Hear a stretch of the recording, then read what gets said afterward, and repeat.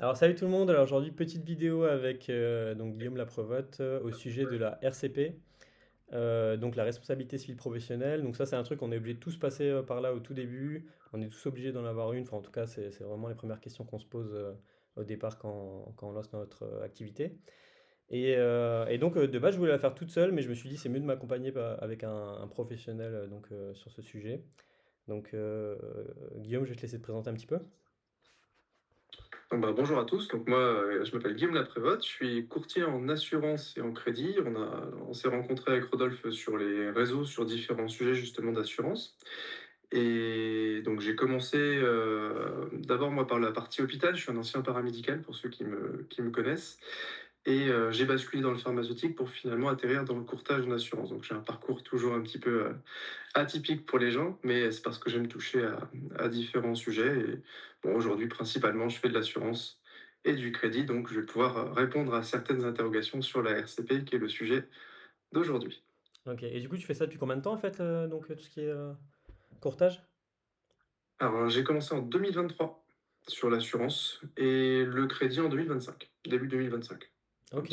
Un petit peu avant officiellement, mais la production de crédit, je l'ai vraiment démarré qu'en 2025. Je n'avais pas de temps pour le faire. Ok, ça marche. Donc moi j'ai vraiment voulu faire la vidéo avec toi parce que ben, tu étais vraiment celui qu'on me recommandait à chaque fois sur les réseaux.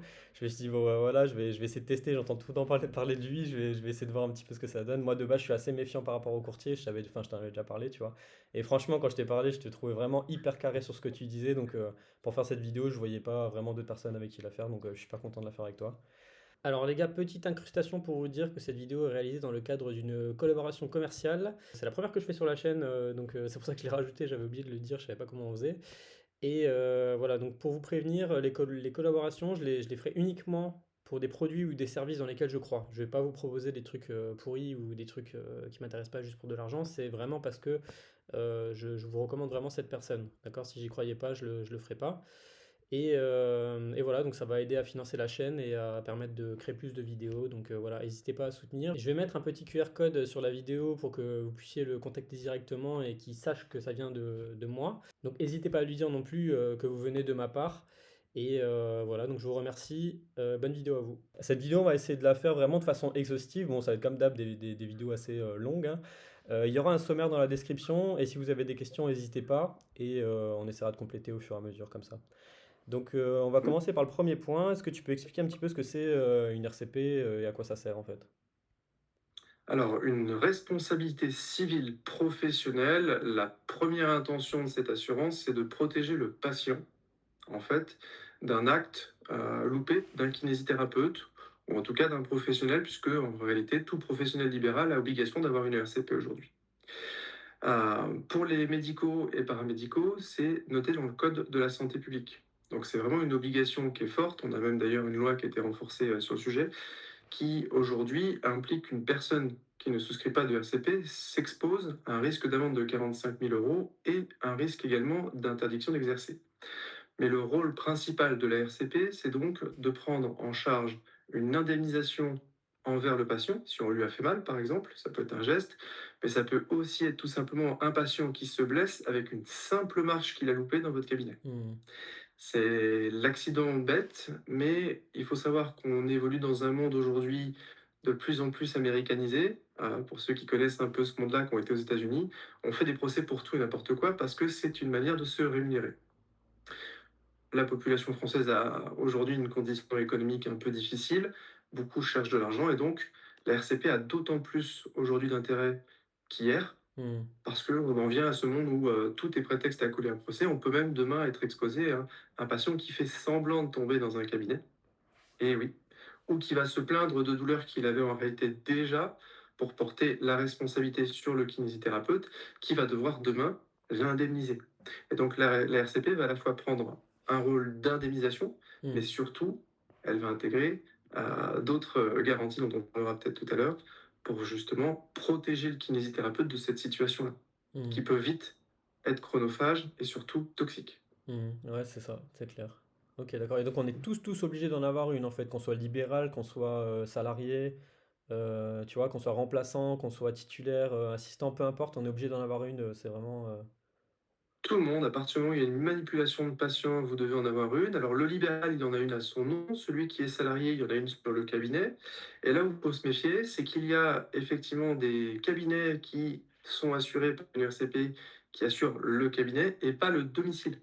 Et quand vous pensez aller rendre service à un patient et à vous déplacer parce que le patient il est handicapé ou il a vraiment besoin qu'on se déplace, il y a une vraie demande, Hmm. eh bien, il arrive beaucoup de cas où en réalité vous n'êtes pas couvert pour le déplacement au domicile. Et donc vous devez avoir une RCP à vous, même si vous êtes remplaçant, simplement pour pouvoir vous couvrir si vous faites une erreur. D'accord, ok, donc obligatoire à chaque fois. Après, je pense qu'il y en a certains qui auraient pu se dire, ah bah moi j'ai déjà une responsabilité civile, tu vois, comme dans les assurances habitation, donc j'en ai pas besoin, c'est bon, j'ai déjà une. Oui, Tu on me vois. l'a déjà dit, effectivement. Donc la RCP, dans la protection qu'on a dans l'assurance habitation, elle ne concerne que la partie privée, comme un particulier. D'accord? Hmm. Parce qu'avant d'être professionnel, on est d'abord un particulier. Ce sont bien deux choses distinctes, et là, on se retrouve à un moment donné où la RCP va refuser de prendre en charge, puisque de toute façon, le litige est bien à titre professionnel. D'accord, ok. Parce que en me renseignant en fait sur le sujet, j'avais vu qu'il y avait aussi une RC automobile. Oui, si demain on roule sur quelqu'un ou on renverse quelqu'un, c'est la RCP, la responsabilité civile qui est inclue dans le contrat Hmm. auto qui va prendre en charge les soins. Et quand vous tombez malheureusement demain face à quelqu'un qui n'a pas souscrit d'assurance auto, eh bien vous risquez de ne jamais être indemnisé parce qu'il y Hmm. aura un procès, il y aura des suites juridiques monstrueuses et on peut arriver des fois tout simplement à ce que la personne ne soit pas du tout solvable et au final bah, vous avez été du coup pas du tout pris en charge par l'assurance de la personne. Donc il existe quand même des fonds de garantie aux victimes aujourd'hui, mais c'est pas du tout la même chose. Et surtout, dans les accidents corporels, on peut dépasser le million de soins, hein. Ça peut aller très très vite, hein. Hmm, hmm. Donc la RCP c'est vraiment spécifique en fait au kiné, quoi. C'est vraiment pour notre activité professionnelle en fait. Alors spécifique à tous les professionnels, en tout cas de santé, il faut absolument en avoir une. Hmm. Et pour la petite anecdote, beaucoup pensent que c'est très cher ou que c'est inutile. Hmm. Euh, pour donner un peu d'envergure à cette assurance, il faut savoir qu'un chirurgien qui du coup manipule, on voit un peu plus le rôle de la RCP à ce moment-là, hein, quelqu'un qui ouvre un corps en deux, va avoir du coup une RCP qui va coûter parfois plusieurs milliers d'euros.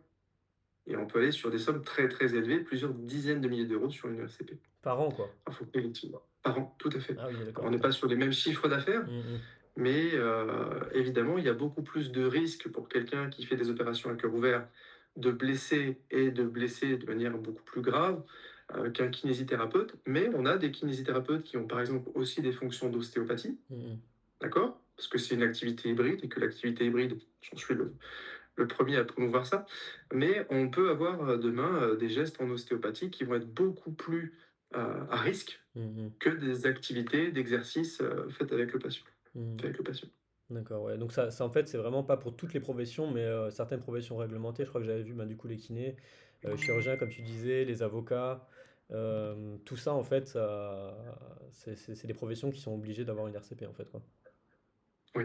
Mm. Alors, de toute façon, même pour ceux qui ne sont pas du tout kinésithérapeutes, on a encore d'autres choses. On doit avoir aussi une obligation de présenter une médiation aussi. Donc, des professions libérales autres vont payer pour avoir accès à un système de médiation et le donner justement à portée du client ou du patient. D'accord, c'est En quoi? l'occurrence, du client aussi. De médiation, c'est-à-dire? C'est-à-dire que vous avez as la médiation de la consommation, par exemple. La banque, elle a la médiation des banques, l'assurance a la médiation de l'assurance. On doit pouvoir présenter un système de médiation à son client pour éviter d'engorger justement les systèmes juridiques aujourd'hui, hein, qu'on n'avait pas forcément toujours au procès, et que les petits litiges puissent être comme ça réglés par la médiation. Et du coup, c'est à la charge, pour information, du professionnel quand c'est comme ça. C'est plus pour les petites activités indépendantes dont je parle. D'accord. Et ça consiste en quoi, du coup? C'est un contrat particulier ou c'est C'est la un contrat RCP? que l'on souscrit en tant que professionnel au sein d'une organisation de médiation et qui du coup prendra en charge les litiges. D'ailleurs, pour la petite anecdote, on paye aussi en général pour la prise en charge du litige en plus au dossier. Ah oui, d'accord, C'est le ok. système. Oui. Ouais, C'est ouais, pas pris en charge à 100%, j'ai quoi. commencé par ça dans le coaching justement quand j'étais un peu plus jeune au début de mon activité entrepreneuriale et donc Mm. j'ai découvert ce merveilleux monde de la médiation obligatoire payante Ok. et ceux qui ne le font pas s'exposent également du coup à des amendes qui sont mirobolantes. Ok, ok. Et ça, c'est pas dans les RCP, ça, on est d'accord? Non, c'est pas dans la RCP et la RCP ne couvrira pas, et ça c'est très important, si du coup c'est une faute déclarée intentionnelle. Je blesse volontairement un patient, Mmh. je ne suis pas pris en charge. Mmh mh. Je ne me rends pas aujourd'hui conforme dans mon activité parce que je fais l'impasse sur telle chose ou tel système de sécurité. Euh, je m'expose du coup à ce que la RCP ne prenne pas en charge du coup le litige.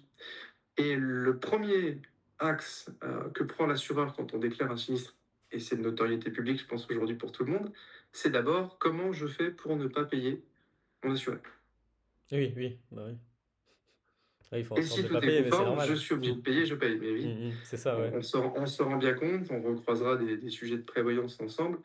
Euh, la première base que fait l'assureur, c'est ça, vérifier la conformité du dossier, ce qu'il n'y a pas de petites bêtes, et c'est seulement après ça euh, qu'on va effectivement avoir une indemnisation. Alors, ça ne concerne pas encore tout le monde, il y a encore quelques assureurs bienveillants qui traînent sur le marché, qui vont premièrement indemniser et peut-être chercher la petite bête plus tard ou ne pas la chercher. Mmh.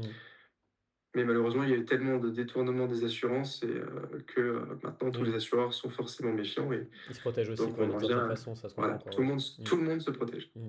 C'est ça. Oui, parce que c'est vrai qu'il y avait la notion de sinistre, donc ça, c'est vraiment une notion, d'assureur, j'ai l'impression, avec le fait que ce soit un accident sans intention, sans vouloir que ça arrive, sans faire exprès, en fait, quoi. C'est ça? Oui, Mmh. exactement. Alors on va prendre un petit peu le cas plutôt d'une manipulation, hein. Je Mmh. manipule mon patient pour vérifier justement ses possibilités de mouvement. Et finalement, dans le mouvement, prenons par exemple quelqu'un qui a eu une chirurgie. Tiens, je fais sauter une agrafe. Mmh. Ça peut arriver, Mmh. d'accord? Comment ça se passe? Qui prend en charge les soins? La sécurité sociale, la RCP, qui? Eh bien, c'est au rôle de la RCP. Mmh. Parce que c'est une action du kinésithérapeute. Maintenant, est-ce que le kinésithérapeute a volontairement été plus loin parce que c'est son angle de vue de dire moi je fais un peu différemment les choses parce que je suis persuadé que c'est la meilleure manière de guérir, mais du coup, en faisant ça, j'ai fait sauter une agrafe, activité simple, action qu'on peut croiser, eh bien, on est malheureusement ici dans un cas où on n'a pas appliqué ce que l'on aurait dû faire. Mmh. Mmh. Et donc, c'est à l'assuré de montrer qu'il a au contraire suivi les règles. D'accord, Bon OK. courage. Donc c'est Bon courage. toujours L'assureur va lui prendre l'angle de vous n'auriez pas dû faire ça, donc je ne rémunère pas. À vous de me prouver que vous auriez dû le faire. mmh, Et d'accord, ouais. là, on entre dans une bataille juridique. Donc, il faut être le plus conforme possible dans son activité pour s'assurer d'être payé. Il y en a qui vont du coup partir dans l'idée que dans ces cas-là, autant pas prendre de RCP parce que c'est tous des voleurs, les assureurs. On connaît l'expression Mmh mh. assureur-voleur. Alors, sur le marché, heureusement, il y a plein de gens qui se font indemniser.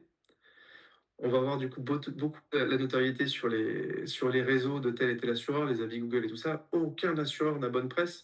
Il y a aussi un biais qui est tout simple ici, c'est que ceux qui sont indemnisés ne vont pas laisser de commentaires. C'est ça, c'est ça. C'est seulement les gens Et qui oui, sont pas contents on va qui auront la forcément retrouver les motivation gens qui d'aller sont pas contents. c'est Voilà. ça, ouais, ouais, c'est ça. Fort heureusement, si personne n'était payé à aucun moment, le système assurantiel, il y a très longtemps qu'il se serait effondré, qu'il Mmh. n'existerait plus. Mmh mh. Tout à fait. Bah, de toute façon, après, comme tu le disais, c'est obligatoire, donc enfin, vaut quand même mieux, le prendre. Parce que tu disais, il y avait des conséquences au niveau enfin, il y avait des amendes, des choses comme ça? Tu m'avais dit ça en off, je crois? Oui, Ouais.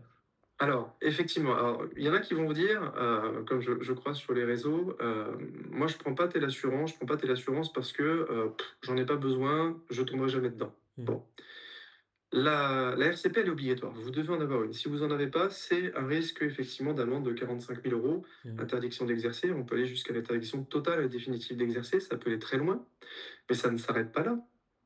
Demain, j'ai blessé mon patient, il se retourne contre moi.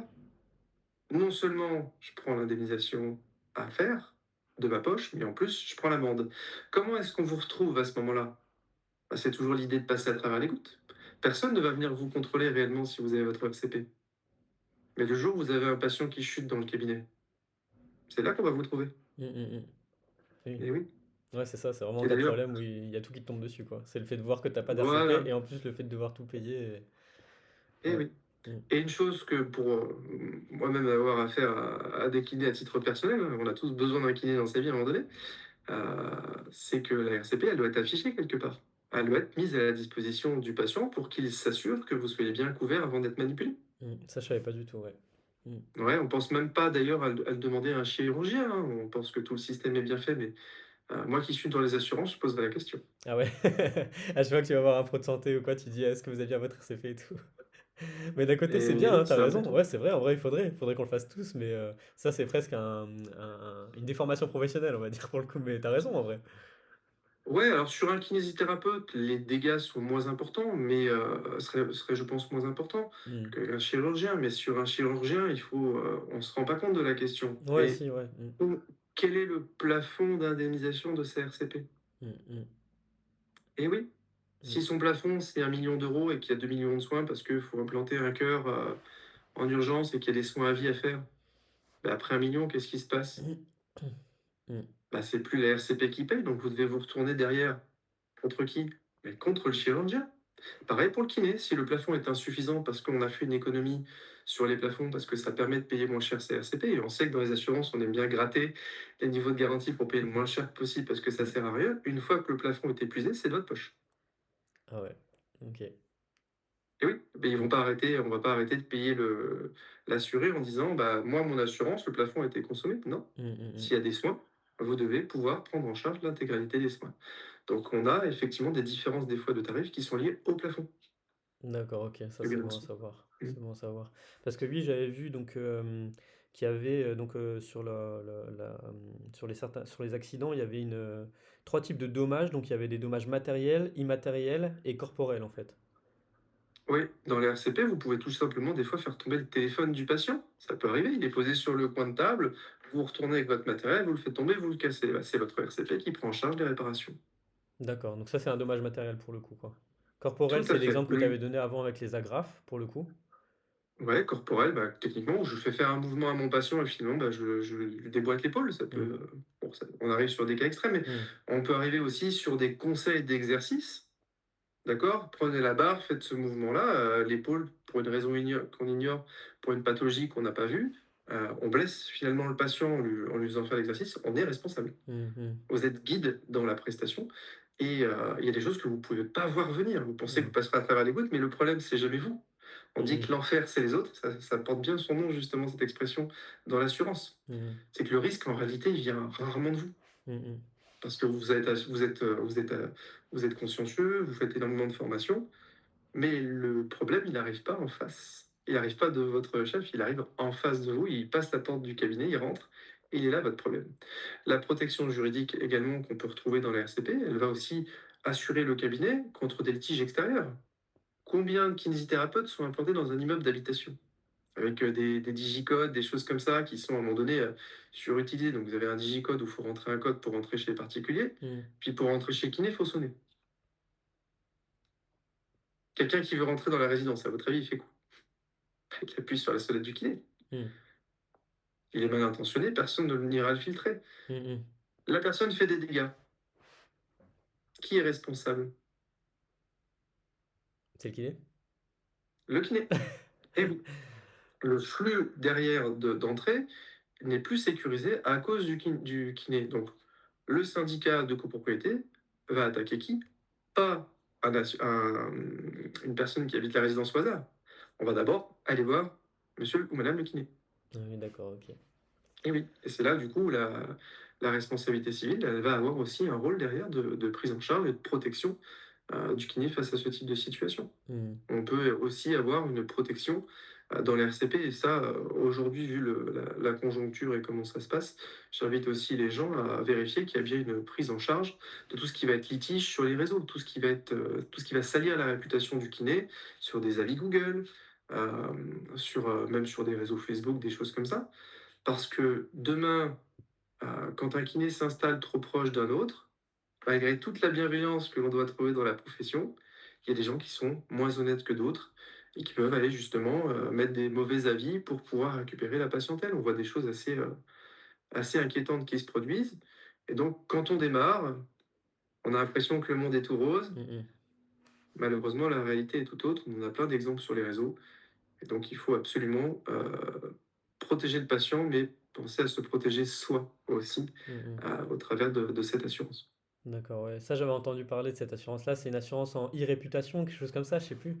Hein, c'est Exactement. ça, hein, ouais. Alors, c'est pas forcément une assurance spécifique, on peut la retrouver dans les RCP. Moi, Ah personnellement, oui. j'en ai une dans ma RCP. Ouais. Ouais, je crois que je l'avais vu, peut-être qu'elle était dans la mienne aussi, je sais plus. Faudrait regarder, faudrait vérifier, mais voilà, je l'avais Ouais, pris oui. à Ouais, l'époque oui, un peu à la va-vite aussi.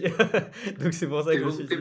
tu es beaucoup sur les réseaux. Moi, je Hmm, sais que je suis du coup maintenant surexposé sur les réseaux aussi, parce que d'ailleurs, je remercie tous les ambassadeurs que j'ai, parce que je pense que c'est important de le faire. Mais hmm, cette surexposition, elle va aussi du coup avec un surrisque à assurer.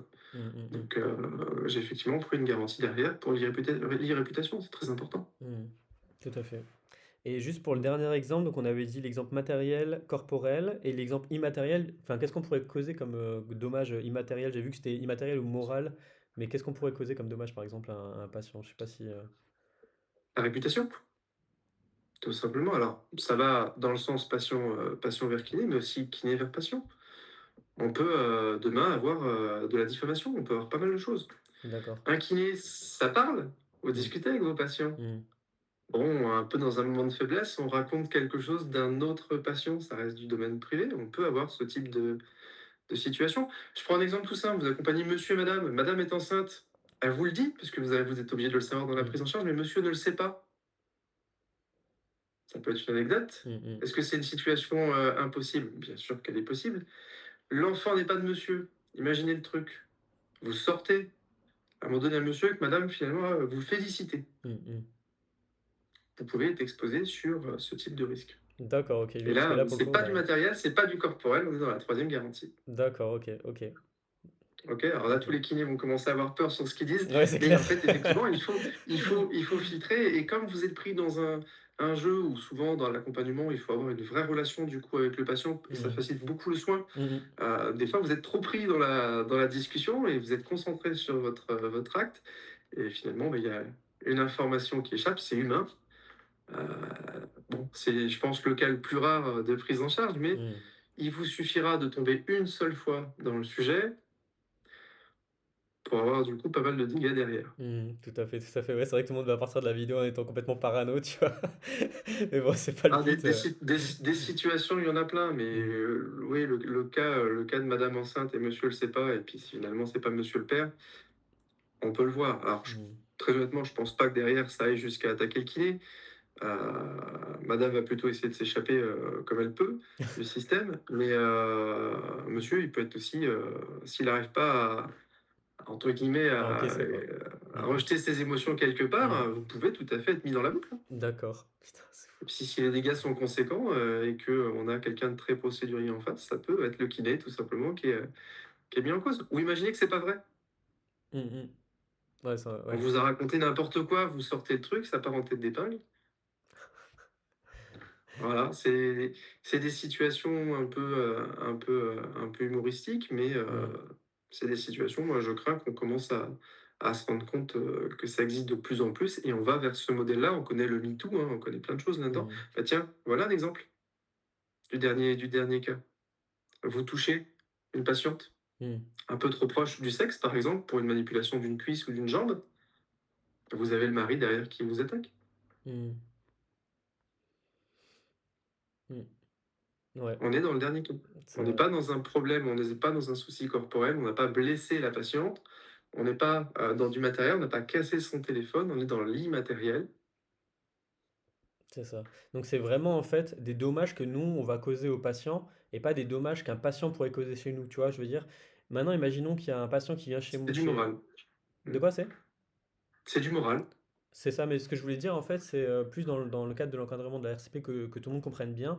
Si maintenant un patient vient chez moi et casse Mhm. quelque chose du matériel dans mon cabinet, exemple, tu vois, c'est pas ma RCP qui va jouer un rôle là pour le coup. Très bonne question. Donc non, c'est la RCP personnelle du patient. Alors, la plupart du temps, c'est celle qu'il a dans son assurance habitation. D'accord, ouais, c'est ce qu'on disait. Ok. Voilà. Alors, dans ce type d'assurance, il y en a beaucoup qui m'ont déjà posé cette question, est-ce que ça fonctionne si c'est quelqu'un que l'on connaît? Eh oui, il y a des assureurs qui jouent là-dessus. Donc la loi prévoit tout simplement, enfin le code des assurances prévoit tout simplement que si c'est une personne de la famille, ça marche pas. Oui, ça je l'ai vu, je l'ai vu. Voilà. Donc bah, si quelqu'un a cassé votre téléphone et que c'est malheureusement le conjoint, la conjointe, bah ça marche pas. Et D'accord. oui. Et il y a d'autres Parce cas qu'on comme peut ça? imaginer que ça a été, organisé, à Ouais, titre privé pour remplacer l'écran qui était en réalité déjà cassé. c'est ça. C'est une situation très connue. Non, ici, le plus simple pour que ça fonctionne le mieux possible, il faut toujours que ce soit quelqu'un d'extérieur. D'ailleurs, si demain on a un accident de voiture et que le seul témoin, c'est le conjoint ou la conjointe dans la voiture, ça ne prend pas. Oh putain, Et ouais, putain, c'est fou. vous aviez quelqu'un en Blablacar à l'arrière qui témoigne, ça fonctionne.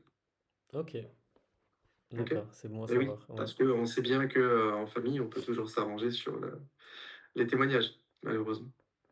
D'accord, et il y a d'autres cas comme ça, donc tu disais si maintenant imaginons que mon patient, ça soit mon frère, bah, là pour le coup ça marcherait pas quoi?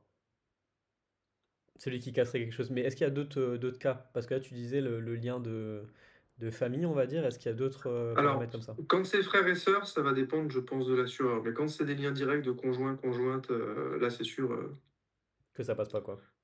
ça passera pas.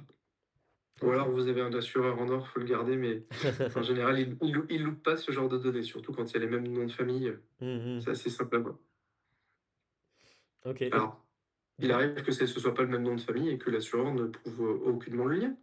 D'ailleurs, il peut pas le savoir, il va jamais remonter votre arbre généalogique, hein. Ouais, ouais.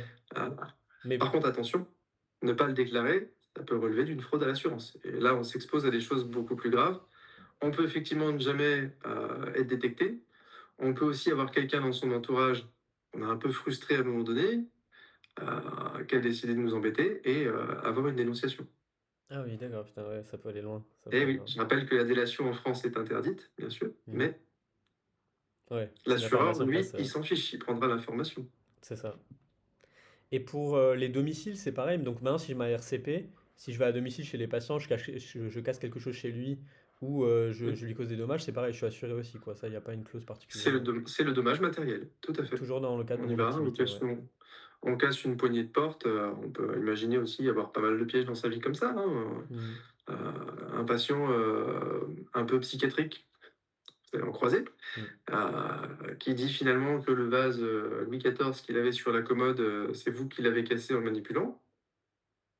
Il y a une preuve que vous êtes passé le matin, parce que vous avez un agenda, il y a du Doctolib, il y a la facturation, tout est là. Mmh. Comment vous allez vous dépatouiller pour dire que c'est pas vous? En attendant, va falloir vous défendre Mmh. et c'est le rôle de la RCP, là encore. D'accord, OK. OK. OK? On avait parlé de la protection juridique. Je voulais savoir un petit peu ce que c'était, dans quel cadre ça marche. Parce que souvent dans les packages, moi en tout cas, je crois que j'avais pris ça, j'avais pris RCP PJ. Et du coup, ben voilà, je voulais un petit peu des détails par rapport à ça. Alors la protection juridique, ça c'est un élément, souvent sur lequel on fait l'impasse parce que c'est parfois une option, notamment beaucoup chez les banques. Hein, quand on prend ses RCP, on a l'option de prendre la protection juridique dans la banque. Alors, protection juridique, comme son nom l'indique, elle va venir du coup se déclencher quand on a un litige. D'accord? Elle va prendre en charge les frais d'avocat, les frais de tribunaux. On a pas mal de frais qui peuvent être amenés derrière. Également d'indemnisation, ça peut fonctionner. Mais surtout, il faut dissocier la protection juridique à titre professionnel d'à titre privé. On peut avoir une protection juridique, notamment souvent dans l'assurance habitation. Beaucoup font l'impasse et s'en mordent les doigts parce que pour passer à travers les gouttes de tout litige juridique dans sa vie, on a vraiment eu de la chance. C'est comme ne jamais tomber malade, Mm, malheureusement. mm, Et dans les RCP professionnels, on en a souvent une d'incluse. Il y en a qui font l'impasse de ne pas la prendre, mais elle est là non pas en réalité pour vous protéger du patient d'expérience, mais la première source de litige pour moi, c'est bien avec un assureur. Vous prenez une prévoyance et une RCP au même endroit, tout le monde va être concerné ici, j'en suis sûr. Vous avez une réduction sur la RCP. Pourquoi? Il faut se poser la question. Parce qu'on prend un multi-contrat? Ok, on peut partir sur cette idée-là. Du coup, si j'avais pris la mutuelle et l'assurance auto, est-ce que j'aurais eu la même réduction? Pas forcément. Donc pourquoi la réduction s'applique sur les RCP? On peut tout simplement se poser la question, l'assureur va-t-il s'attaquer lui-même? mm. Eh oui. Et donc, si on va sur ce niveau-là, donc ça je l'explique à beaucoup de kinés qu'il faut isoler la RCP de manière, même pas chez le courtier d'ailleurs, hein, alors je te l'ai dit, hein, ne prends même pas de RCP ou de protection juridique chez moi. Comme ça, si un jour on a un souci ensemble, tu peux compter dessus de manière objective. Mais on peut aller plus loin, comme la protection juridique est intégrée dans la RCP, si demain le litige est avec la RCP lui-même, elle-même. Mm. Et ben, dans ce cas-là, il vaudrait mieux d'ailleurs avoir une protection juridique encore à part. Ouais, Et d'accord. ça peut se faire. Donc Et oui. si vraiment on va à l'extrême de la protection, il faudrait vraiment avoir la PJ à part alors, quoi? Dans l'idéal, c'est ça. Maintenant, OK. je comprends aussi un besoin de charge, à travailler et que quand déjà la protection juridique est intégrée dans l'RCP, c'est quand même une économie de fait et Mmh. que, on est bien content d'avoir une RCP qui coûte 14 ou 15 balles, plutôt qu'un truc qui coûte 15 ou 20 balles et on a une protection juridique à 15 balles à côté. Mmh. C'est toujours un peu plus de sous. Mais oui, dans la situation idéale, la protection juridique est isolée de toute autre assurance. D'accord, Et OK. là, on est un peu plus tranquille. On peut tout à fait avoir 2 protections juridiques. On Mmh. peut aussi avoir 2 RCP. Ah oui, d'accord, il y a pas de limite par rapport à ça, quoi? Non, non, non, il y a bah, non, on touche parfois à de la surassurance. Dans quel cas on peut avoir 2 RCP? Bah, tout simplement parce qu'on a 2 activités. Mmh. Tu m'avais posé une question d'ailleurs sur le sujet, est-ce qu'on peut être, refusé d'une RCP? Ouais. Tout à fait. Une RCP, elle peut, accepter de couvrir tel ou tel risque ou refuser le risque. Si on est kinésithérapeute et ostéopathe et que l'assureur a décidé de ne couvrir que la kinésithérapie, il refusera la couverture ou exclura l'activité d'ostéopathie. Et là, c'est très important aussi de le savoir. L'exclusion n'est pas forcément dite par l'assureur. Elle est disponible en lecture dans la partie exclusion du contrat. On pense être couvert pour ces deux activités parce qu'on a demandé à notre assureur habituel de nous couvrir les deux activités. On a des commerciaux, des agents d'assurance ou des courtiers qui vont être transparents, qui vont vous prévenir. Et il y en a tout simplement qui vont attendre le problème du litige pour vous expliquer que finalement, vous n'avez pas lu le contrat et que c'est bien écrit dans le document que la deuxième activité n'est pas couverte. Mmh.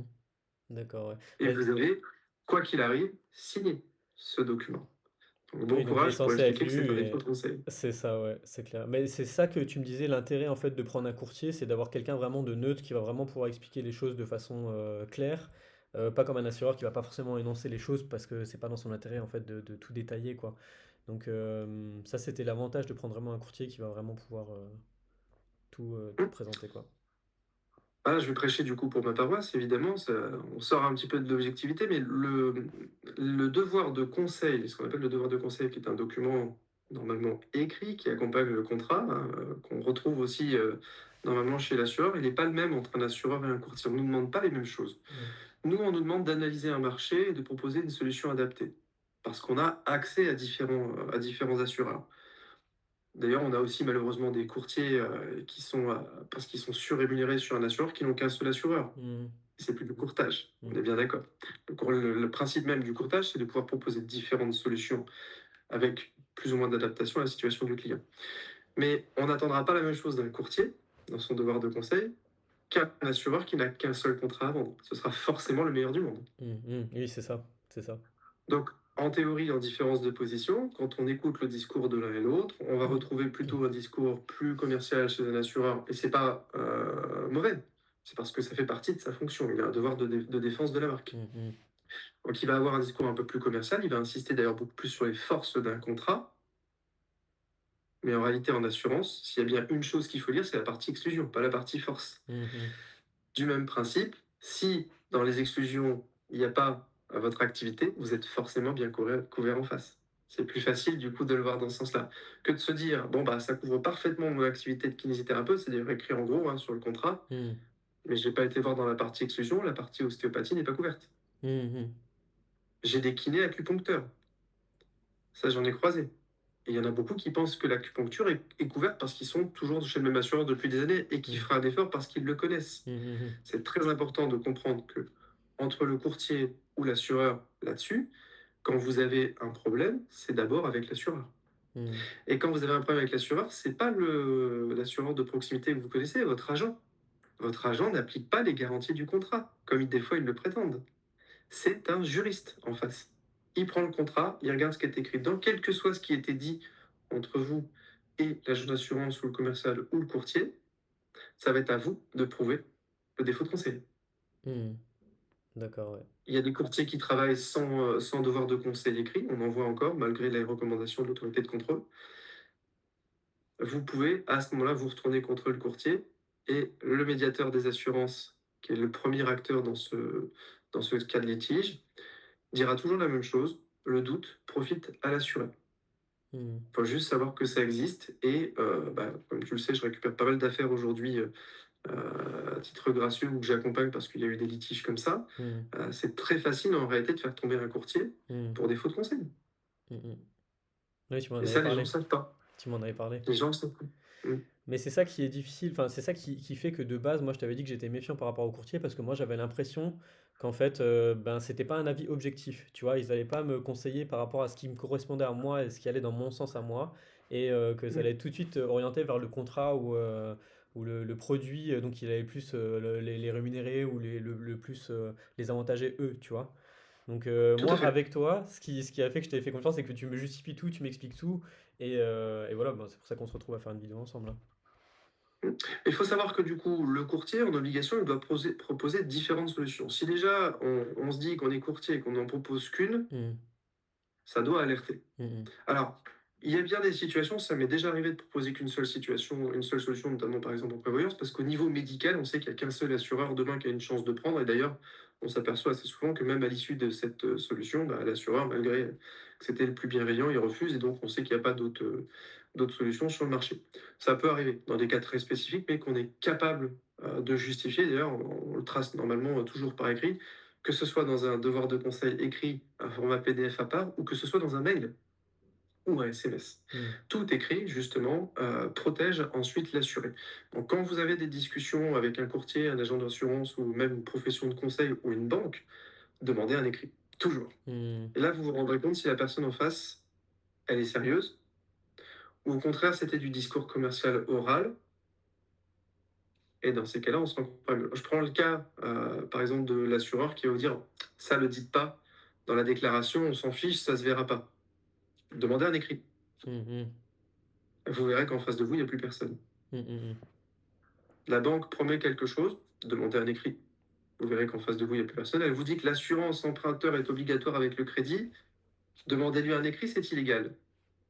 Si vous avez un écrit, vous allez devenir riche, croyez-moi. Parce que là, vous pouvez vous retourner contre un système bancaire et faire tomber un système bancaire.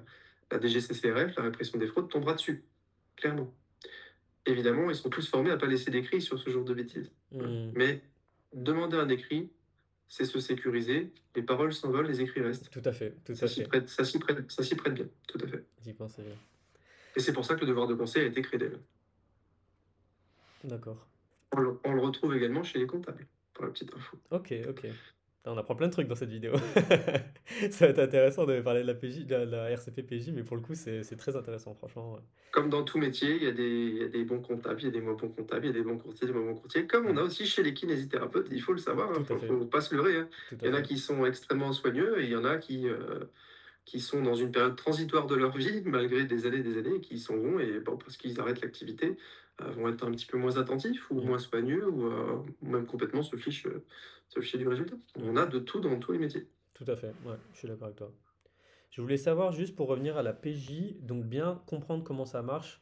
Donc pour la PJ, c'est vraiment en cas de litige, donc de dommages qu'on reçoit nous, en fait, quoi, c'est ça? C'est pour vous protéger, vous. Ça peut être un litige, effectivement. Vous avez quelqu'un en e-réputation qui vous met un mauvais commentaire Google, vous voulez faire supprimer le commentaire. Accrochez-vous, c'est une démarche un peu lourde, Mmh. mais ça peut se faire. Mmh. Il va falloir prouver qu'effectivement, bah, c'est pas le bon patient ou qu'il vous a jamais vu. Il va falloir prouver finalement que bah, c'est bien votre patient, mais que c'est pas vous qui avez fait la blessure ou que vous n'êtes pas responsable du truc. C'est des choses très simples, les commentaires Google, mais ça parle à tout le monde. On peut Mmh. demain être exposé, mais donc la PJ va être là pour prendre en charge les frais derrière pour de modification. S'il faut prendre un avocat pour attaquer le système pour faire effacer le commentaire, c'est la PJ qui prend tout ça en charge. Mais la PJ professionnelle, D'accord, d'accord. ok. Ouais, Si on a une protection juridique dans sa RCP aujourd'hui professionnelle et que c'est un problème que l'on a avec un voisin, ça marche pas. du cabinet dans lequel on habite, parce qu'il y a des gens qui ont des logements mixtes, Mmh mh. qui habitent au-dessus de leur cabinet, vient se poser la question de quelle est la RCP qui doit se Ah. déclencher. Et alors là, Mmh. si ça n'a pas été clarifié au départ, bon courage. Mmh mh. Parce que là, vous allez jouer à un jeu de balles. Mmh mh. Oui, personne D'accord? veut, personne voudra être la PJ qui indemnise, quoi. Mmh. Eh oui, il faut se méfier de la double assurance pour ça. Donc, Mmh. quand on prend une assurance RCP pour son activité de kinésithérapeute, qui refuse l'autre activité d'acupuncture, de ce qu'on veut d'hypnose, on a aussi d'hypnose par exemple, qu'on a une deuxième RCP pour ça, il faut, tant qu'à faire, se débrouiller pour que les 2 n'interfèrent pas l'une avec l'autre. Mmh. Ok, bon à D'accord? savoir. Dernière chose par rapport à la RCP que je pensais, si maintenant, donc imaginons que je cause un dommage au patient, voilà, donc corporel, immatériel ou l'autre, je sais plus, c'était quoi? Matériel, corporel, immatériel, Mmh. ouais. Euh, Immatériel. Comment ça se passe concrètement? Est-ce que c'est moi qui dois appeler ma RCP? Est-ce que c'est le patient qui doit appeler ma RCP? Enfin, comment ça fonctionne? Alors, c'est au kinésithérapeute de déclarer le sinistre, d'accord? Par contre, on doit donner accès justement à cette RCP au patient. Imaginez un patient qui veut saisir la RCP justement d'un kinésithérapeute qui lui ne donne pas les éléments. Comment on fait? Les éléments ne sont pas affichés, on tourne un peu en rond. Hmm, Derrière, faire obstruction à ce type de problématique peut en engendrer beaucoup d'autres. hmm, Là, je sors un peu de mon domaine, donc je ne vais pas m'y avancer, mais on peut effectivement avoir demain des problématiques beaucoup plus lourdes pour avoir justement ne pas répondre à l'obligation légale de pouvoir présenter ses RCP à son patient. hmm.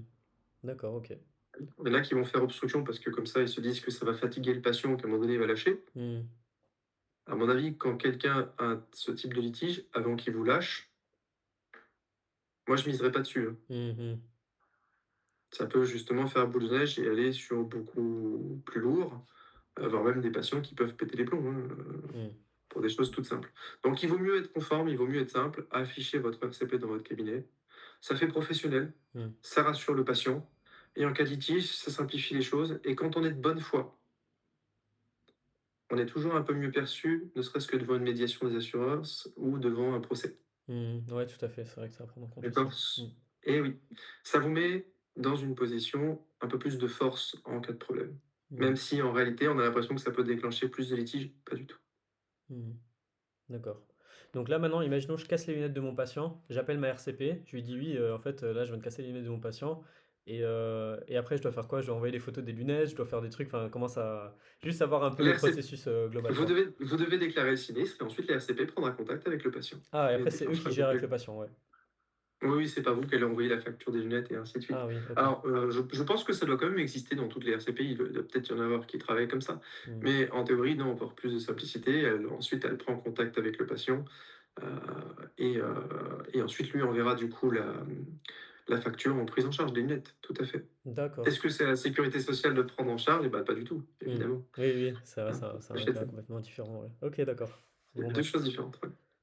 ok, parfait. Donc on va arriver à la grosse partie, je pense. Enfin, grosse partie, je sais pas si ça dépend de comment on va y répondre. Mais comment est-ce qu'on fait du coup pour choisir sa RCP? Sur quels critères? Alors, Chez qui? Tu vois? étant donné que c'est une assurance obligatoire, beaucoup vont chercher du coup l'économie. C'est normal, c'est humain, en assurance on le fait tous, je l'ai fait moi-même avant, mais c'est un parachute, la RCP. Demain, si un litige est passé à travers les gouttes toute sa carrière, ça paraît impossible quand même. Hmm, De jamais rien casser, de toujours faire professionnel, de jamais blesser un patient, de jamais dire quelque chose de déplacé, de jamais avoir un geste qui peut être pris comme déplacé alors qu'il reste professionnel et le geste d'un soignant, ça paraît un peu impossible quand même.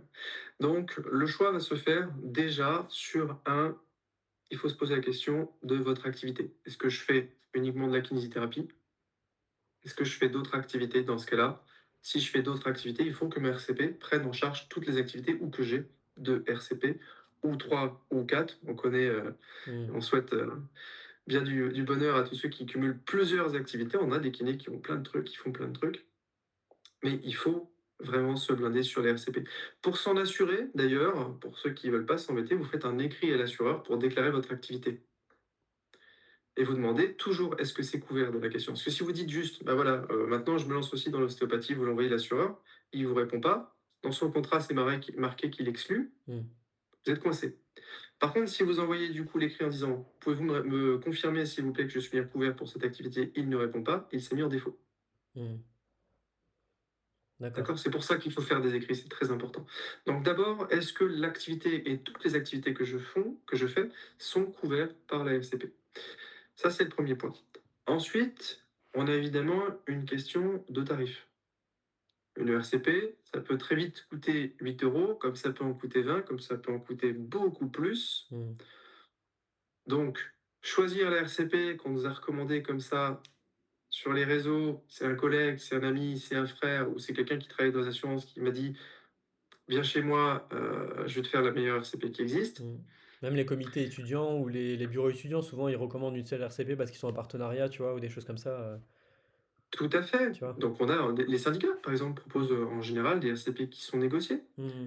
C'est pas parce qu'elle a été négociée par un syndicat qu'elle couvre toutes vos activités. Mmh. Et c'est pas au syndicat de le vérifier. Attention, c'est bien à vous, c'est à l'assuré et c'est derrière en devoir de conseil aussi. Mais D'accord, ouais. attention, si vous passez par un assureur en direct et qu'il n'a qu'un contrat, c'est le meilleur du monde. Donc si lui, il veut pas vous avertir qu'il couvre pas la deuxième partie de l'activité et que c'est bien écrit dans son contrat, que vous ne lisez pas, le problème est pour vous. D'accord? D'accord. Même si c'est un syndicat. Alors, vous pourrez toujours vous appuyer sur le syndicat derrière. Je ne peux pas vous garantir des suites de ce que cela peut donner. Le D'ac syndicat sera de votre côté, heureusement, les syndicats travaillent bien là-dessus. Mais est-ce qu'ils auront le poids derrière pour que finalement vous soyez indemnisé? Il y en a qui vont le faire parce qu'ils vont jouer sur le côté volume. Mmh. Est-ce qu'ils vont tous s'en occuper? Je ne peux pas le garantir. Mmh. J'espère D'accord. en tout cas. Mais est-ce que ça fonctionnera? Je ne peux pas le garantir non plus. Mmh. OK, parce que c'est vrai que moi, pour choisir, enfin, je l'avais fait tout de suite dès que j'avais été diplômé. Et bah, j'étais allé vers les plus gros assureurs, tu vois. J'étais allé, je crois qu'il y avait la Médicale qui était connue, Groupe Pasteur Mutualité et la MACSF. C'est ceux que j'avais entendu le plus parler parce que je crois que c'est des assurances, c'est des assurances spécifiques à la profession et c'est pas des assureurs généraux comme AXA ou tu vois. Donc je m'étais tourné vers eux et en comparant vite fait, j'avais l'impression que la Médicale, c'est moi je suis allé en vrai parce que c'était la moins chère, faut dire la vérité. Et Mais c'est normal, c'est ouais. normal, c'est normal. Et, C'est humain. et d'ailleurs, je crois que ça a été racheté maintenant par Generali, c'est plus la médicale. Tout à fait. Et, Ouais. et en fait, ouais, donc j'étais allé chez eux. Et comme j'étais remplaçant, je payais un peu moins cher, je crois que c'était 80 euros l'année. Et là, ça a dû passer à 100. Je leur ai dit quand je suis passé titulaire, je crois que je suis à 100 ou 110. Et je crois qu'en fonction des années, ça a augmenté. Parce que ça dépendait en fait des années d'expérience, enfin pas d'expérience, mais tu vois, de couverture du risque. Parce que comme ils prennent Mmh. en compte, je crois, sur 5 ans ou je sais plus combien d'années, mais il y avait un truc comme ça. Enfin, tu vois, je me souviens plus exactement, je sais pas si tu peux m'éclairer. Ouais, oui, tout à fait. Alors, l'évolution tarifaire, elle peut être due à plusieurs facteurs. Déjà, une que beaucoup oublient, c'est qu'on peut avoir une réduction au départ. On adore avoir des réductions en France, on en est friand. Ça fait d'ailleurs souvent basculer la signature d'un contrat, mais souvent les réductions sont dégressives. C'est-à-dire, par exemple, on a 30% la première année, 20% que l'on conserve la suivante et 10% la suivante. Et ça, c'est toujours une situation assez rocambolesque, c'est qu'on nous appelle à ce moment en disant mon contrat a augmenté, c'est pas normal, je suis pas d'accord. Mais c'est bien prévu, c'est une réduction dégressive. On sait déjà d'ores et déjà que vous allez avoir une augmentation de 30% du tarif, puisqu'il y avait 30% de réduction. Hmm. D'ailleurs, ça, j'invite à bien le noter, en tout cas, ne serait-ce aussi pour des courtiers qui peuvent croiser la vidéo. C'est un vrai sujet. La réduction, elle doit être écrite et précisée quelque part et son fonctionnement. Ça Hmm. évite des situations où justement bah, on ne comprend pas l'augmentation. Donc la première augmentation, c'est la perte d'une réduction. Ça, c'est le premier point. Deuxième point, entre un remplaçant et un titulaire, le risque est-il le même? Pas du tout. Le remplaçant, il va faire souvent moins de volume que le titulaire. Hmm. S'il y a moins de volume, il y a moins de risque. S'il y a moins de risque, c'est moins cher. Hmm. D'accord, ok. Donc il y a une logique de ça. On peut avoir une tarification au chiffre d'affaires. Entre le kinésithérapeute qui fait 50 000 euros de chiffre d'affaires et celui qui en fait 200 000, il ne voit pas le même nombre de patients. Hmm. Il n'y a pas le même nombre de risques. Hmm. Entre le kiné qui est en plein Paris ou qui est juste à côté d'un centre psychiatrique ou qui travaille qu'en centre psychiatrique et celui qui travaille au fin fond de la Creuse, qui traite que les patients de son village, on n'a pas le même risque. Hmm. Donc le code postal est utilisé pour la tarification, Ah, d'accord, je pour savais pas beaucoup ça. d'assureurs. Ouais. Le code postal joue, on ne paye pas forcément le même prix à Paris, à Montpellier ou au fin fond de Limoges, par exemple. D'accord. Donc le code postal joue. On n'a pas forcément les mêmes risques et c'est aussi ce qu'on appelle du zonage en fonction du nombre de sinistres qu'on a sur un endroit. Ce qu'on appelle les actuaires, ce sont les personnes qui vont du coup établir le niveau de risque et travailler sur la tarification en fonction, vont adapter en fonction des zones, le risque. Vous êtes en plein Marseille, on connaît la réputation de Marseille ou des fois dans des zones de Paris, vous n'aurez pas forcément la même tarification. D'accord, d'accord. Et tu vois, ça, c'est une question que j'avais là, ça me vient. Quand j'étais remplaçant, tu vois, bah, du coup, je travaillais un peu partout, j'allais aussi dans les dom-toms, à La Réunion, tout ça. Est-ce que la RCP que j'ai souscrit maintenant en France, elle me couvre aussi dans les dom-toms? Excellente question que l'on doit se poser. Les kinésithérapeutes sont super nomades, vous bougez beaucoup. Hmm. J'en vois beaucoup partir dans les îles parce que c'est une super expérience. Et j'en vois beaucoup arriver dans les îles avec des prévoyances qui ne couvrent pas le système, qui ne couvrent pas du tout les dom-toms. Ah, mais on m'avait dit que si. On vous avait dit, demandez un écrit. Hmm. Il n'y a pas d'écrit. Une fois que vous déclarez votre sinistre, l'assureur s'en lave les mains, vous n'êtes pas payé, le contrat est résilié. C'est pareil pour la RCP. Vous devez vérifier ce qu'on appelle la territorialité. Il y a toujours un article dans les conditions générales qui explique est-ce que vous êtes couvert dans l'Hexagone? Est-ce que vous êtes couvert jusqu'au dom-tom? Quel dom-tom? Vous D'accord, devez le vérifier. Le ok. changement de situation, alors quand vous passez par l'agent d'assurance ou le courtier, normalement, vous déclarez un changement d'adresse. Hmm. On peut se poser la question à ce moment-là, est-ce que c'est du rôle du courtier de vérifier la territorialité ou à vous? Hmm. C'est un médiateur des assurances, à mon avis, qui tranchera. Moi, je prône pour l'idée que c'est plutôt du défaut du courtier de pas tiquer sur le fait qu'effectivement, il y a un changement carrément dans les dom Bon, en général, quand j'ai des clients qui le font, on le sait. Ils nous le Hmm. disent, ils sont d'ailleurs contents de nous le dire, donc ça nous Hmm. fait tilt, on y pense. Et c'est vrai D'accord. que des fois, sur du volume, moi, quand je reçois entre 200 et 250 mails dans une journée, Hmm. si j'ai un changement d'adresse, je vais envoyer mon changement d'adresse à mes assistants pour pouvoir le saisir dans tous les dossiers. Est-ce que l'un d'entre nous va se dire, mince, tiens, il est passé de Paris à La Réunion? On va pas forcément y penser. Hmm. Hmm. Quelle est la responsabilité là-dedans? Viendra, du coup, le rôle de la RCP de trancher Hmm. D'accord, ouais. Donc ça, et d'assister justement ça. c'est encore un avantage, je trouve, du coup, d'avoir un courtier, c'est de pouvoir lui parler un peu de tout et qu'il puisse bah, vraiment fouiller dans les contrats si on est bien aux normes et tout, et de pouvoir tout aligner, parce que du coup, si maintenant c'est pour ma RCP, et c'est aussi pour ma prévoyance, et aussi pour ci, et aussi pour ça, bah au moins tu peux bah, voilà, me dire à chaque niveau ce que je dois faire, et je suis pas obligé de tout checker, quoi. Effectivement, Hmm. on est de toute façon nous-mêmes soumis à une obligation de RCP, Hmm. avec des plafonds qui sont très très élevés, mais ça c'est une obligation d'ailleurs que les syndicats aujourd'hui de courtage et la CPR imposent. C'est des très très gros montants, Hmm. mais nous aussi, si demain on se plante dans le conseil que l'on donne, ou si on loupe quelque chose, eh bien c'est justement du rôle de notre RCP de nous protéger, et on a tout intérêt à avoir une protection juridique dedans. Hmm. Ok, Parce que les montants de litige peuvent être très importants. ok. Donc du Ok. coup, pour le tarif de la RCP, donc comme tu disais, c'était le fait d'être, ça dépend du statut. Donc si on est salarié, Ouais. si on est libéral, ça dépend de mode d'exercice, etc., de remplaçant, Si on fait titulaire, du etc. domicile, pas du domicile, on peut avoir plein de. D'ailleurs, le domicile, j'invite à chacun de vérifier quand on en fait, par un écrit, tout simplement à l'assureur en posant la question, de vérifier que ça fait bien partie de la couverture du contrat. D'accord, bah moi je fais que ça, donc je vais vérifier quand même, c'est vrai. Donc je suis uniquement à Toi, je domicile. crois qu'en plus, tu es en moto, toi. Non, je suis en vélo.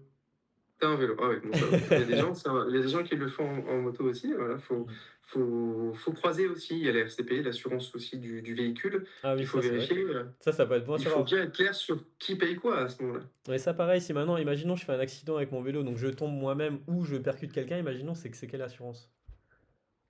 Alors là, bienvenue dans le jeu du passage de balle. Est-ce que c'est ma responsabilité civile personnelle parce que je suis en vélo et j'allais du coup chez un patient? Est-ce que c'est la professionnelle? En théorie, ce serait la professionnelle puisque je suis dans l'exercice de mes fonctions. D'accord. Et en voiture, pareil, c'est pas mon assurance auto parce que j'avais déjà entendu parler de ça sur les groupes. Quelqu'un qui disait qu'il fallait prendre une assurance auto, mais professionnelle, quoi. Mais je me suis dit, c'est quoi cette histoire, Alors, tu vois, mais... si on fait du domicile avec sa voiture, on doit avoir une garantie de déplacement professionnel. Tous les Ah, contrats d'assurance auto le prévoient. en plus dans Il son y en a qui assurance font auto, la quoi. passe parce que c'est un surcoût. Hmm. Vous renversez quelqu'un dans l'exercice de vos fonctions. Donc en allant chez un patient, je renverse quelqu'un, et ben là, dans ce cas, Je, c'est si j'ai pas ma je n'ai responsabilité. pas pris la garantie déplacement professionnel. Oui, ouais. La responsabilité civile que j'ai dans mon assurance véhicule, est-ce qu'elle va se déclencher? Bien évidemment non. Hmm. Ça fait pas partie, vous n'avez pas payé le surcoût. Il y a un surcoût avec, c'est pas pour rien, parce qu'il y a plus de risques. Est-ce que du coup ma RCP de mon activité va prendre en charge? Là, c'est une bonne question. Je saurais pas y répondre. Est-ce qu'elle Mmh. va pas vous passer la balle de bah normalement c'est un accident de la route, donc c'est du coup du fait de l'assurance auto, c'est pas pris en charge, on fait rien. En théorie, c'est ce qui devrait se passer, puisque si vous n'avez pas pris l'assurance professionnelle de le véhicule, vous vous êtes donc mis vous-même dans une situation de non-conformité. Donc, c'est pas à votre RCP d'aller récupérer un choix que vous avez fait économique. Mmh, mmh mh. Si votre RCP fonctionne, gardez-la, c'est que c'est la plus bienveillante du marché, faites-en de la pub, mais en théorie, elle va vous dire non. C'est encore une fois le premier angle d'attaque de la RCP ou de toute assurance, d'aller vérifier déjà qu'il n'y a pas un défaut de votre part pour pouvoir dire je ne paye pas. C'est malheureusement aujourd'hui le monde dans lequel on vit. Mmh. OK. Bon, ben, voilà. C'est bon à savoir, je vais me renseigner là-dessus. Peut-être avec Ouais. toi aussi, du coup.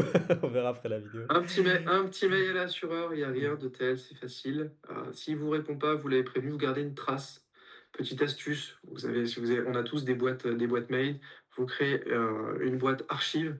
Mmh. Ce type d'échange systématiquement avec votre assureur, votre courtier, votre comptable, votre banquier, toutes les professions de conseil qui circulent, vous stockez tout dans un dossier spécifique. Vous l'appelez conseil à la limite. Mmh.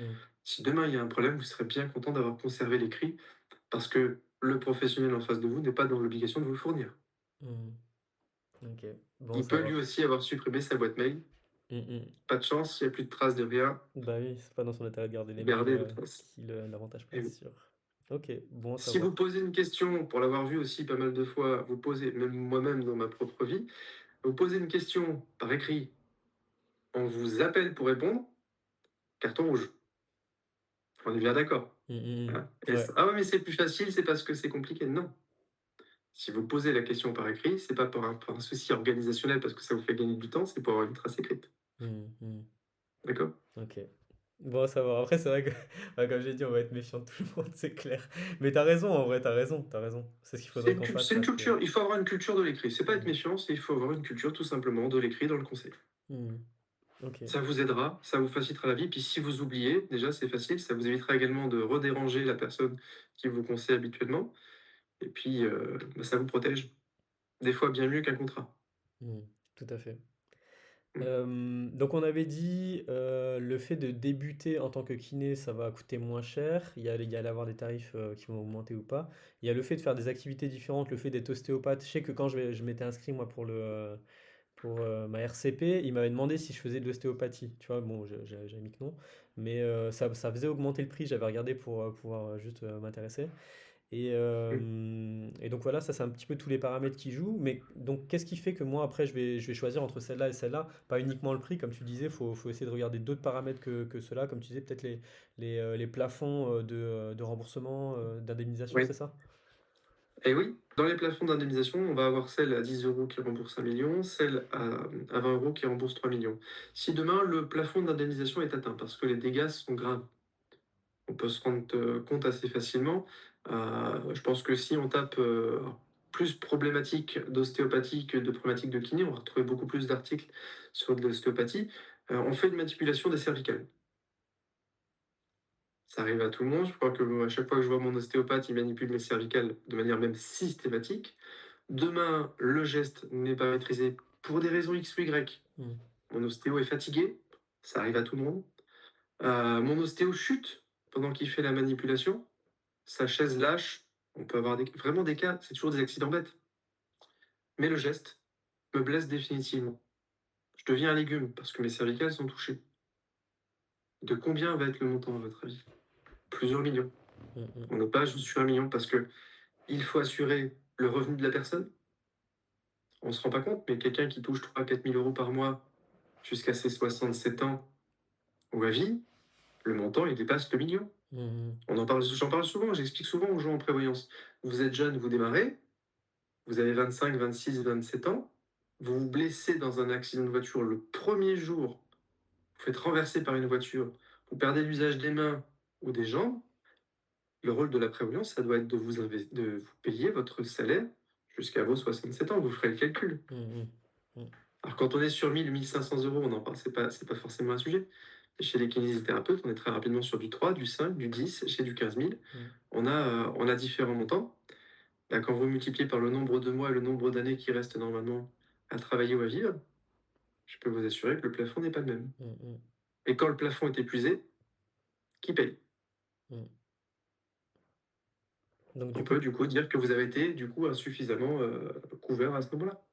donc pour toi, le paramètre le plus intéressant, c'est regarder le plafond, mais je crois que je me souviens plus exactement de mon contrat, mais il y avait plein de lignes différentes, tu vois, qui indemnisaient certains types de dommages ou certains types, tu vois?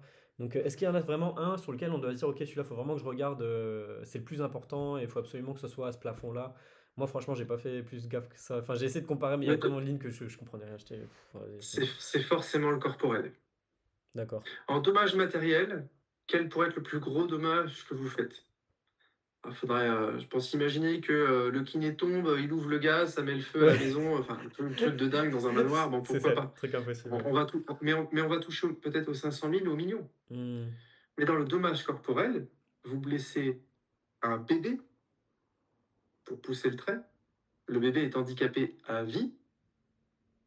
On est sur des montants qui sont faramineux. C'est Mmh. vraiment le dommage corporel qui va être, à mon sens, le plus important, où il faut avoir. Normalement, le plafond est d'ailleurs beaucoup plus élevé, Mmh. et c'est celui sur lequel il faut veiller à ce qu'il soit le plus élevé possible. Donc, il vaut mieux payer 6 euros de plus ou 7 euros de plus par mois et avoir 3 millions qu'un million, d'accord? Mmh. Même si ça nous paraît loin, des litiges, ça existe. Et malheureusement, des fois, c'est complètement indépendant de sa volonté. D'ailleurs, la plupart du temps, c'est ça. Mmh. On le maîtrise pas, et le plafond corporel, ça va très vite dans les assurances auto. D'ailleurs, on parle souvent d'1 million, 2 millions, 3 millions, c'est pas pour rien. Mmh. Parce que quelqu'un qui va avoir des problèmes de dos, cardiaque, l'usage des membres, il faut payer un fauteuil, il faut payer ceci, il faut aménager la maison. C'est des montants qui passent à des niveaux qui sont imperceptibles pour nous. Mmh. On ne se rend D'accord. pas compte. Et quand on n'a pas la RCP, ce montant, on le sort nous-mêmes. Mmh. Évidemment, on ne paiera jamais 3 millions sur les appâts, mais on va traîner du coup le problème des fois toute sa vie. Mmh. Mmh. Ça gâche une vie, ça gâche aussi une famille pour juste une assurance sur Mmh. laquelle on a gratté 8 euros. Ouais, c'est con de C'est un prendre le peu, risque, c'est quoi. un peu dommage. Mmh. OK. Et Ok.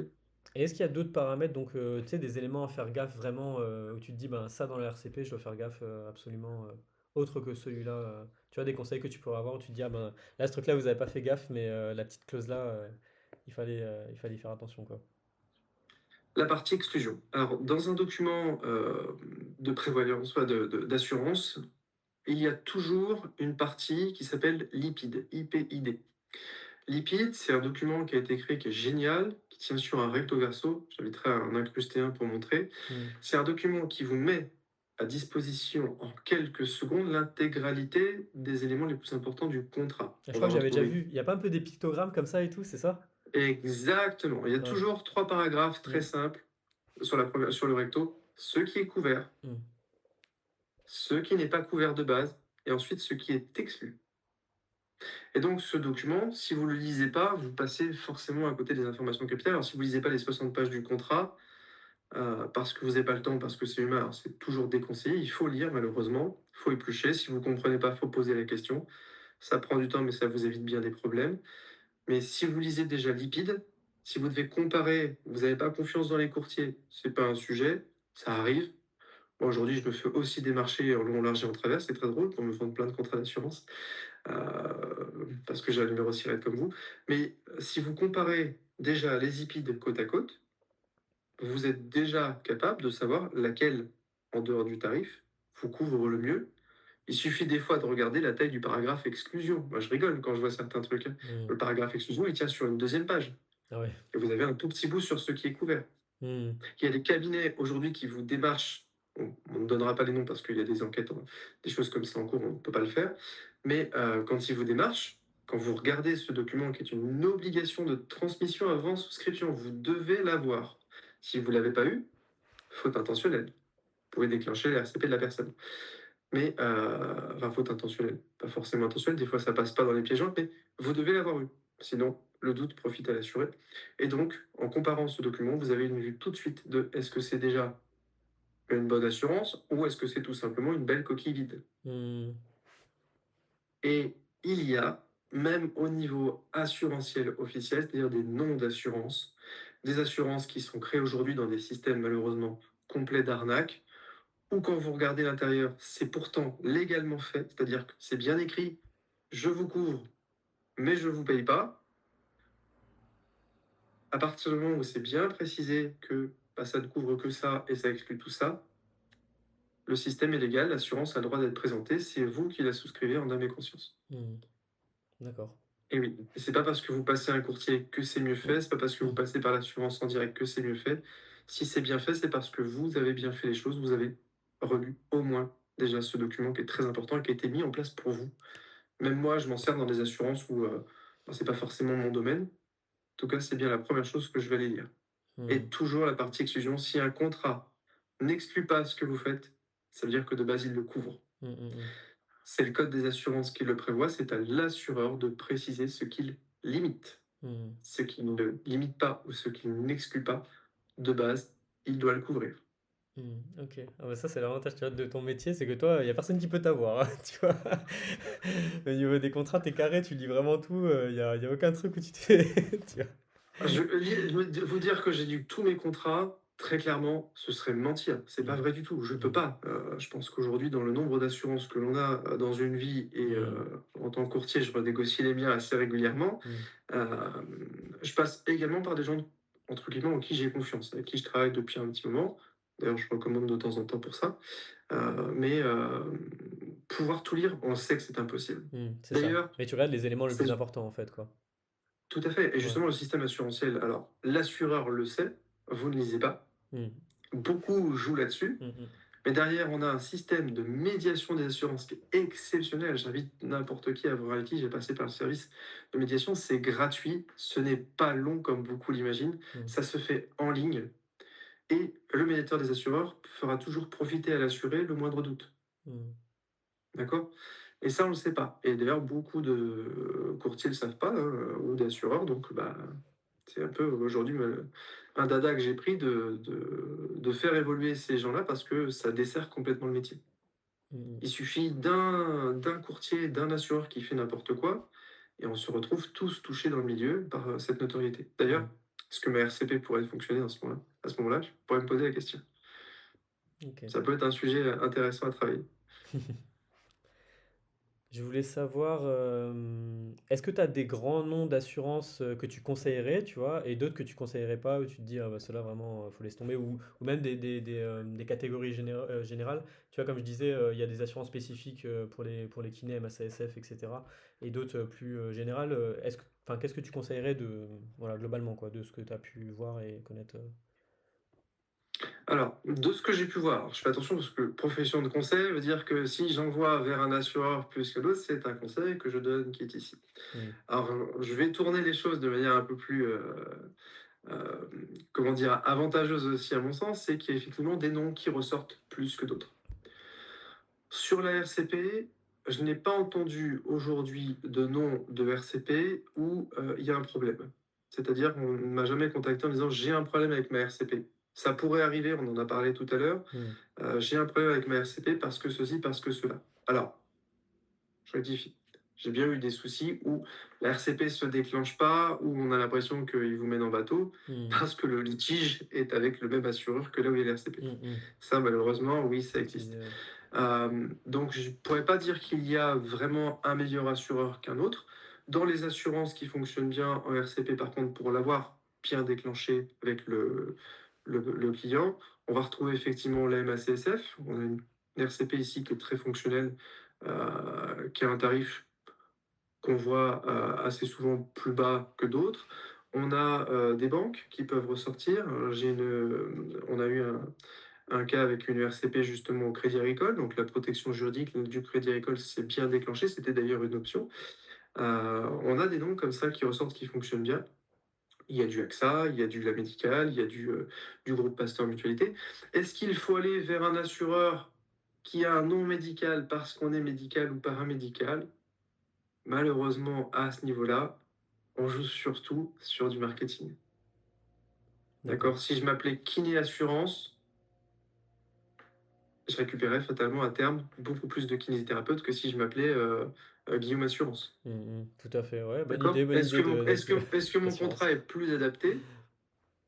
La seule chose qui le prouve, c'est les conditions générales. Mmh. Et malheureusement, quand on joue sur le marketing, on peut tout à fait avoir un biais où on va jouer sur le fait qu'on est du milieu, on est donc plus expert parce que notre nom le dit. Mmh. À l'intérieur, on peut avoir quelqu'un qui démarre en tant que conseiller qui est nul Mmh mh. parce qu'il n'a pas d'expérience. Ça ne change- Vous allez tomber dessus, hein, malheureusement. Donc, est-ce que vous serez mieux conseiller qu'ailleurs parce que c'était le grand nom? Bah non, parce que ça dépend fatalement de la compétence de la personne que vous avez en face de vous. Et on peut aussi avoir un biais, c'est que dans un contrat, un assureur dont le nom est spécifique peut jouer en réalité sur sa notoriété pour faire un contrat qui va être moins couvrant qu'un autre, parce que lui, de base, il va faire plus de volume, plus de rentrées de cotisation, moins de sorties, il sera donc plus rentable. Mmh. Donc, est-ce qu'il faut aller vers un assureur qui va porter plus le nom médical qu'un autre? À mon sens, non. C'est pas des Rien ne critères. vaut la comparaison de lipides de l'un et de l'autre, qui s'appelle médical, pas médical, qui s'appelle MACSF, pas MACSF, qui s'appelle banque ou pas banque. Il faut comparer. Très important. OK. Et donc il y en a pas non plus où tu as entendu, genre vraiment du mal, où tu te dis vraiment ceux-là, c'est terrible, laisse tomber quoi? Alors, de tous les noms d'assureurs, j'ai entendu des litiges de partout, il n'y en a pas un, mais sur de Ah, en la particulier RCP quoi. spécifiquement, non. Mmh. J'ai pas entendu de mal. Par contre, oui, encore une fois, des RCP qui mènent en bateau ou qui répondent pas ou qui sont moins bien efficaces d'un seul coup parce que le litige est avec eux-mêmes, oui, ça existe. OK, d'accord. Et pour bien choisir, du coup, on peut aller vers toi. Enfin, je pourrais, imaginons, je suis un kiné, j'ai un des diplômés, je prends ma première ACP, j'ai pas envie de comparer, je sais pas ce que j'ai besoin, etc. Je peux aller vers toi et toi, tu vas me comparer certaines RCP, tu vas me conseiller la plus intéressante dans mon cas, quoi. Alors, j'ai la particularité actuellement de ne pas faire la RCP, d'accord? Parce que Mm. c'est une assurance sur laquelle il n'y a pas forcément beaucoup de besoins de technique, donc c'est pas forcément un produit qui m'intéresse. Mm. Par contre, pour tous mes clients aujourd'hui, s'il y a besoin de comparer d'autres assurances que celles que je fais, je le fais. Ça fait partie de mon accompagnement. Je ne prends pas d'argent pour cela parce que j'estime que ça fait partie plutôt d'un conseil de manière générale de protection. Donc oui, je pourrais tout à fait aiguiller. Par contre, me demander d'aller faire les devis de RCP chez tel et tel assureur, ça, je ne le ferai pas. Ça restera pour l'instant au client de le faire. Mais je pense pour 2026 à effectivement avoir un système pour développer aussi de la RCP, puisque, comme tu le sais, j'ai aussi beaucoup de demandes de ce côté-là. Mm, Parce que mm. c'est l'assurance principale obligatoire par laquelle on est obligé de passer en tant que kinésithérapeute. D'accord, d'accord. Parce que toi, en vrai, tu es plus concentré sur tout ce qui est prévoyance. Tu fais quoi d'autre comme contrat, juste Donc pour moi, savoir? le cœur de Cap Médical, qui est le partenaire de cabinet avec lequel je travaille et dont je suis totalement investi aujourd'hui, c'est la mutuelle, qu'on appelle également complémentaire santé. Mm. Beaucoup, des fois, on confond. Ouais. Il y en a qui arrivent qui nous demandent une prévoyance santé d'ailleurs également. Oui, oui. Donc ce sont J'ai des des patients qui m'ont choses... déjà dit ça. Ils ont une prévoyance santé, mais ça n'a rien à voir avec la Alors, j'ai mutuelle. retrouvé la trace de cette fameuse prévoyance santé, c'est beaucoup sur les réseaux. Mm. Je me suis dit, mais à quel moment, pourquoi il y a beaucoup de gens qui confondent? Donc non, on peut avoir une mutuelle complémentaire santé, donc c'est vraiment le remboursement des soins, donc ça c'est de la protection sociale. On peut avoir donc de la prévoyance, donc là c'est vraiment le rôle de prendre en charge tout ce qui va être arrêt de travail, invalidité. Beaucoup pensent, j'ai beaucoup de discussions sur les réseaux, que ça ne couvre que les personnes qui veulent faire un enfant. Alors déjà, la prévoyance ne paye pas le congé légal de maternité, aucune ne le fait. Il y en a qui vous disent que oui, encore une fois, demandez un écrit, vous allez être surpris. Elle va payer un état pathologique, mais en réalité, c'est pas la grossesse qui est le seul élément à couvrir. Tout le monde peut demain être touché par un cancer, tout le monde peut être touché par un AVC, tout le monde peut être touché par un accident de la route. C'est jamais quelque chose dont on va se mettre intentionnellement en danger. D'ailleurs, en général, si c'est intentionnel, c'est pas couvert. Mm, mm. Je fais du ski, je suis sur piste, je me casse une jambe, c'est couvert. Je me décide de faire du hors-piste, je me prends dans une avalanche. Est-ce que c'est à l'assurance, qui est une caisse de mutualisation des cotisations des uns et des autres, de prendre en charge? Bah déjà, si on faisait une assemblée générale de tout le monde, je suis pas sûr que toi et moi, on vote oui pour prendre en charge celui qui s'est mis volontairement en danger Mm, parce que mm. c'est un casse-cou. Hmm, D'accord? d'accord. Donc Ok. ce principe s'applique partout. Donc ça, c'est Donc bon la à savoir. prévoyance, je fais également l'assurance emprunteur. Donc OK. l'assurance qui va avec le crédit, que certains pensent que c'est la MRH, la multirisque habitation, Mmh. qu'oblige souvent la banque à prendre, c'est pas du tout la même chose. La Moi, je crois que j'ai multirisque pris là-bas en habitation, elle plus. couvre. Je suis Hein? pas sûr, mais je crois que j'ai pris là-bas. Je crois que j'ai pris la MRH en plus. Oui, oui, oui, bah, souvent avec le crédit, pour être courtier en crédit, Mmh. ça fait partie des éléments de négociation pour avoir un taux plus avantageux. Mmh. Donc il y a l'assurance habitation qui couvre effectivement les dommages, qu'on peut avoir à l'intérieur, si on se fait, cambrioler par exemple, Mmh. ou si à l'intérieur de chez soi, on blesse un professionnel de santé. Ça peut être aussi le cas. Mmh. Mon professionnel de santé rentre chez moi, tombe à cause de la marche, Mmh. qui indemnise? Mmh. Eh bien, j'ai ma RCP. Ça peut également être un levier, d'ailleurs pour beaucoup d'entre vous qui n'y ont pas forcément pensé, si vous vous blessez chez le patient a également une responsabilité civile dans sa maison. Oui, c'est ça, c'est RC lui, du coup, ouais. Ouais, c'est ça. Et oui, Qui ben, est écrit dans son pensez à la assurance saisine. habitation. D'accord, ouais. OK. Pensez à la saisine. C'est un élément intéressant. OK. Ça serait pas mal. Donc, prochaine vidéo, il faudrait qu'on fasse, de toute façon, sur la prévoyance, on détaillera vraiment tous ces éléments-là, parce que je pense qu'il y a beaucoup de confusion entre prévoyance et RCP, tu vois. Donc, Ce que je pense qu'il pourrait être même intéressant, c'est de récupérer les questions, presque les situations un peu les plus farfelues qui sont arrivées et se mmh. demander, ok, ça couvre pas. Ouais, ça Qu'est-ce pourrait être qu'est-ce pas qu'il mal. aurait fallu faire? Qu'est-ce qu'il aurait fallu faire? Et là, je pense qu'on pourrait développer quelque chose de très intéressant pour tout Mmh. le monde et un sujet que personne n'a abordé. Et Tout du à fait. spécifique, je pense on a la matière dans tous les groupes. Ça peut être intéressant, ouais, exactement. Donc, pour rester sur la RCP, enfin, revenir, dessus, j'avais encore des questions par rapport à tout ce qui était changement de contrat, de RCP, Mhm. résiliation, choses comme ça. Comment ça se passe? Comment est-ce que je fais pour changer, pour résilier, pour arrêter, ou Alors là, j'en reviens à ce merveilleux document qui est limpide. Si vous le retournez, vous trouverez au dos la partie Mes obligations. Qu'est-ce que je dois déclarer à l'assureur en cas de changement? Et là, on va retrouver Je déménage, je change de territorialité, il faut que je le déclare à l'assureur, c'est marqué, vous ne le faites pas, vous n'êtes pas couvert. OK. Et oui. Dans la prévoyance, si vous êtes pas, vous étiez non-fumeur, vous recommencez à vapoter. Vapoter, c'est fumer en assurance. Vaper, si vous préférez le terme. Vous ne prévenez pas l'assureur, il peut crier la fausse déclaration ou l'erreur de déclaration, tout à fait. Il va résilier Mmh. le contrat, pas payer, vous êtes coincé et vous vous retrouvez avec votre arrêt maladie. Dans la RCP, c'est pareil. Donc, on va retrouver cette partie obligation qui est très importante avec tout simplement des changements d'activité. Mmh. Je suis kiné, je suis lancé, je me débrouille bien, je suis content. On me demande souvent si je connais un bon ostéopathe, j'ai envie de me lancer dans l'ostéopathie. Je ne déclare pas l'ostéopathie à ma RCP. Ça fait partie forcément des changements du risque. Vous avez Mmh. toujours une clause en cas de changement de risque. Ça veut tout dire et rien dire, vous devez prévenir l'assureur. Et juste en dessous de cette partie obligation, vous allez retrouver la partie résiliation. L'assureur doit vous préciser très exactement comment résilier le contrat. En règle générale, c'est toujours la même chose, ce qu'on appelle l'échéance annuelle. L'échéance annuelle, c'est des fois une échéance civile, 1er janvier, mais des fois, c'est l'échéance anniversaire du contrat. J'ai souscrit le 4 janvier, c'est le 4 janvier. J'ai sorti 18 août, j'ai souscrit 18 août, c'est 18 août. Et on a souvent, du coup, un temps de préavis. C'est-à-dire que C'est ce que si j'allais je dois dire, j'étais résilier au sûr. 1er janvier, Mmh. j'ai un préavis de 2 mois. Ma lettre doit partir avant le 31 octobre ou datée du 31 octobre. D'ailleurs, Recommandé, machin, tout ça. petite astuce pour les retardataires et ceux qui aiment vraiment faire à la dernière minute, vous pouvez utiliser laposte.fr pour envoyer des lettres recommandées datées de la minute près. Il est 23h59, ça fonctionne, vous serez daté du jour près. Mmh. OK. On s'en sert beaucoup dans les changements de prévoyance, parce que des fois c'est fait. On aime bien s'en occuper de la prévoyance en septembre, Mmh. parce que c'est la rentrée, ou en octobre. Problème, tous les kinésithérapeutes de France, ou tous les infirmiers, ou tous les médecins s'y prennent au même moment. Est-ce qu'on aura tous le temps de faire? Est-ce que l'assureur aura le temps de faire tout le traitement? Mmh. Non. Est-ce que vous aurez tous le temps d'aller voir votre médecin pour aller faire des analyses qui peuvent être demandées pour certains montants de garantie? Non. Pour la RCP, il faut faire attention donc à ce délai également de préavis. Alors, à partir du moment où vous avez envoyé la lettre recommandée dans un délai de préavis et vous en conservez la preuve, notamment sur la poste, c'est très pratique, eh bien l'assureur doit prononcer la résiliation. S'il ne la prononce pas parce qu'il vous a oublié, et ça arrive, intentionnellement ou pas, on peut se poser la question, mais ça arrive que l'assureur ait reçu le courrier, que ça soit passé sur un bureau et que ça n'ait pas été traité, vous avez la preuve matérielle pour relancer. Des fois, ça demande malheureusement un deuxième courrier. Ça arrive assez souvent dans les résiliations, hein.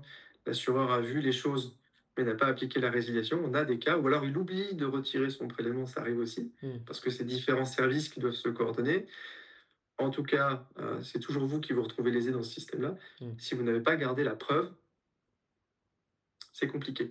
On Mmh. peut résilier des fois par lettre simple et on peut également résilier par mail dans la plupart des cas.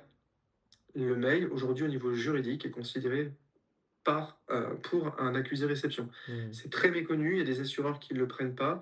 Il y a des assureurs qui vont vous demander une résiliation manuscrite. Il faut s'accrocher aux signatures manuscrites. La signature électronique ne passe pas. Dans tous les cas, pour être le plus simple et le plus efficace, la poste, ça fonctionne bien et vous pouvez signer en manuscrit en bas de la page, même avec un ordinateur. OK. En Donc tout on cas, c'est le service. Et vous avez des sociétés comme jeuxresilie.com également, pour pas faire spécialement de publicité, mais qui sont spécialisées dans ce domaine, qui vous accompagnent sur la rédaction du courrier, vous rentrez vos informations, le courrier type est prêt, c'est la bonne adresse de l'assureur, attention également à cela. mmh. Parfois, il faut écrire au siège social, parfois, il faut écrire au gestionnaire du contrat. D'ailleurs, les banques jouent beaucoup là-dessus, j'en rencontre beaucoup. Le conseiller bancaire, il faut regarder dans les conditions générales, est très régulièrement le gestionnaire de votre contrat. Mmh. S'il est le gestionnaire du contrat, c'est à lui que vous adressez votre résiliation, il se débrouille avec la maison mère. Souvent, il vous dit, bon, bah, il faut faire du coup un courrier maintenant à la maison mère, soit par incompétence, soit par volonté de repousser l'échéance. Pourquoi? Bah, parce que quand vous vous y prenez le 29 octobre et que vous avez jusqu'au 31 et que le conseiller vous dit: «Ah bah, attendez, je vous donne rendez-vous le 2 novembre parce que le premier on n'est pas là», posez-vous la question, Mmh, mmh, mmh. OK. OK. d'accord? N'hésitez pas à faire donc un mail dans ces cas-là. Le mail précisera que vous avez déjà prévenu le gestionnaire ou l'interlocuteur. Si vous devez faire un courrier recommandé après la date de résiliation possible, vous y ajouterez en pièce jointe le mail. OK. Et donc, je suis libre de changer de RCP quand je veux, quoi. Enfin, il n'y a pas d'engagement, parce que je pense qu'il y a des gens qui prennent leur RCP et qui gardent la même du début à la fin, quoi, tu vois. Et moi, sur le coup, quand je l'ai pris, je me suis dit, ah ben, peut-être que je vais être engagé tout le temps. Et puis, voilà. Donc, j'avais essayé de comparer, j'avais quand même essayé de forcer pour comprendre le truc. Mais du coup, voilà, c'était un peu l'idée que j'avais de base, mais c'est pas le cas, donc. Il y a une reconduction tacite, ce qu'on appelle du contrat, c'est-à-dire que sans acte de votre part, le contrat est reconduit d'année en année. Heureusement, puisque c'est une assurance obligatoire, on pourrait se Hmm. retrouver sinon tous les ans à devoir la souscrire et au mois de décembre, bah, on aurait plein de kinés qui se retrouveraient avec des RCP qui arrivent à résiliation et qui s'en occupent pas parce que vous êtes trop pris dans votre travail. Hmm. Donc heureusement, c'est de la reconduction tacite. Par contre, vous devez être prévu de la reconduction tacite normalement pour vous donner l'occasion de résilier ou changer. Maintenant, en cas de changement, vous devez, et ça fait partie du coup du principe de l'article dans le Code de la santé, vous devez vous assurer qu'il y a bien une jonction pure et simple entre les deux contrats. Hmm, hmm. Et pas un trou de couverture le 1er janvier pour gagner une journée, par exemple. Ah oui, ok. Après, si vous ne travaillez pas le 1er janvier, il n'y a pas de sujet, mais Ouais, ok. normalement, ils sont faits pour aller de date à date, et la plupart du temps, c'est de l'année civile, pour simplifier le travail de tout le monde. Hmm, Je suis même pas sûr d'en avoir croisé une qui soit à date anniversaire RCP pour l'instant, hmm. mais Ok, bon à savoir. ça peut exister. Encore un truc là, du coup, je viens d'y penser. Dès que je prends des remplaçants, je fais ça parce que maintenant, enfin, c'était une titulaire qui me l'avait demandé. Elle m'a demandé ma RCP justement pour vérifier si j'étais bien assuré, tu vois. Donc maintenant, je le fais systématiquement dès que je prends des remplaçants. Mais comment est-ce que je peux, enfin, est-ce qu'il y a un moyen de vérifier si elle est vraiment bonne, tu vois? Genre, est-ce que je peux aller sur le site ou appeler directement la RCP pour vérifier avec les numéros de contrat, des choses comme ça, si elle est vraiment à jour, ou je suis obligé d'avoir, enfin, de me fier que à l'attestation. Bon, je pense pas qu'il y ait forcément des gens qui fassent des faux ou des trucs comme ça, tu vois, mais je m'étais posé la question, tu vois. Je me mets à la place de l'assureur. Quelqu'un que je ne connais ni d'Adam ni d'Ève m'appelle pour savoir si la RCP de Rodolphe est bien en cours. Hmm. Déjà, je vais demander un écrit, je pense, et je contacterai immédiatement l'assuré. Hmm. Et je demanderai à l'assuré de transiter l'information, Hmm. D'accord. par précaution. Pourquoi? Bah parce que tout simplement, on peut avoir, alors là, on parle de la RCP, mais on peut avoir des assurances où on retrouve effectivement ainsi, comme ça, des informations petit à petit de chaque interlocuteur. En tout cas, je ne pourrais pas fournir une attestation de RCP à la demande de quelqu'un que je ne connais pas pour la RCP de Rodolphe. Hmm. D'accord. On y trouverait des informations personnelles sur l'attestation. Ok. Euh, donc heureusement, non, ce n'est pas possible. Par contre, si quelqu'un fait par lettre recommandée et vous demande votre RCP, vous êtes naturellement obligé de la fournir. Hmm. Ok. D'accord, Mais oui. normalement, ça ne devrait pas arriver puisque vous l'avez affiché dans votre cabinet. En tout cas, c'est mon conseil, par précaution. D'accord. Et moi, en tant que titulaire, je fais bien quand même de demander à mon remplaçant sa RCP, quoi. Oui, tout à fait. Et Ok, oui, ok. vous êtes, pas forcément la personne directe, mais est-ce qu'on peut être impliqué à ce moment-là en tant que titulaire sur un manque d'accompagnement de son remplaçant? Normalement, dans votre contrat, il devrait y avoir une clause sur la RCP. Hmm, Dans les obligations de votre remplaçant, et il doit bien être obligatoirement couvert par une RCP. ok. Oui, je crois que c'était ça dans le Si contrat, ouais. Qu'elle devait avoir, Et oui, ouais, si tout à fait. si ça manque dans le contrat, parce qu'il y en a qui font leur contrat à la main ou avec des merveilleuses intelligences artificielles, Hmm, l'intelligence artificielle, elle n'est pas responsable de la rédaction du contrat. hmm. Seul un avocat, malheureusement, ou un expert du domaine peut garantir la conformité du document actuellement. D'accord, ouais, bah moi pour l'instant je prends le contrat de l'ordre classique, tu vois, Tout qui a fourni simplement, comme ça, je suis... tout simplement. Ok. Mais les contrats, attention, les contrats de l'ordre ne prennent pas, et comme la RCP que vous pouvez trouver dans les syndicats ou des fois conseillés par des gros organismes, ne prennent pas tous les cas. Et dans les contrats, on a des situations très spécifiques, vous avez des activités très spécifiques.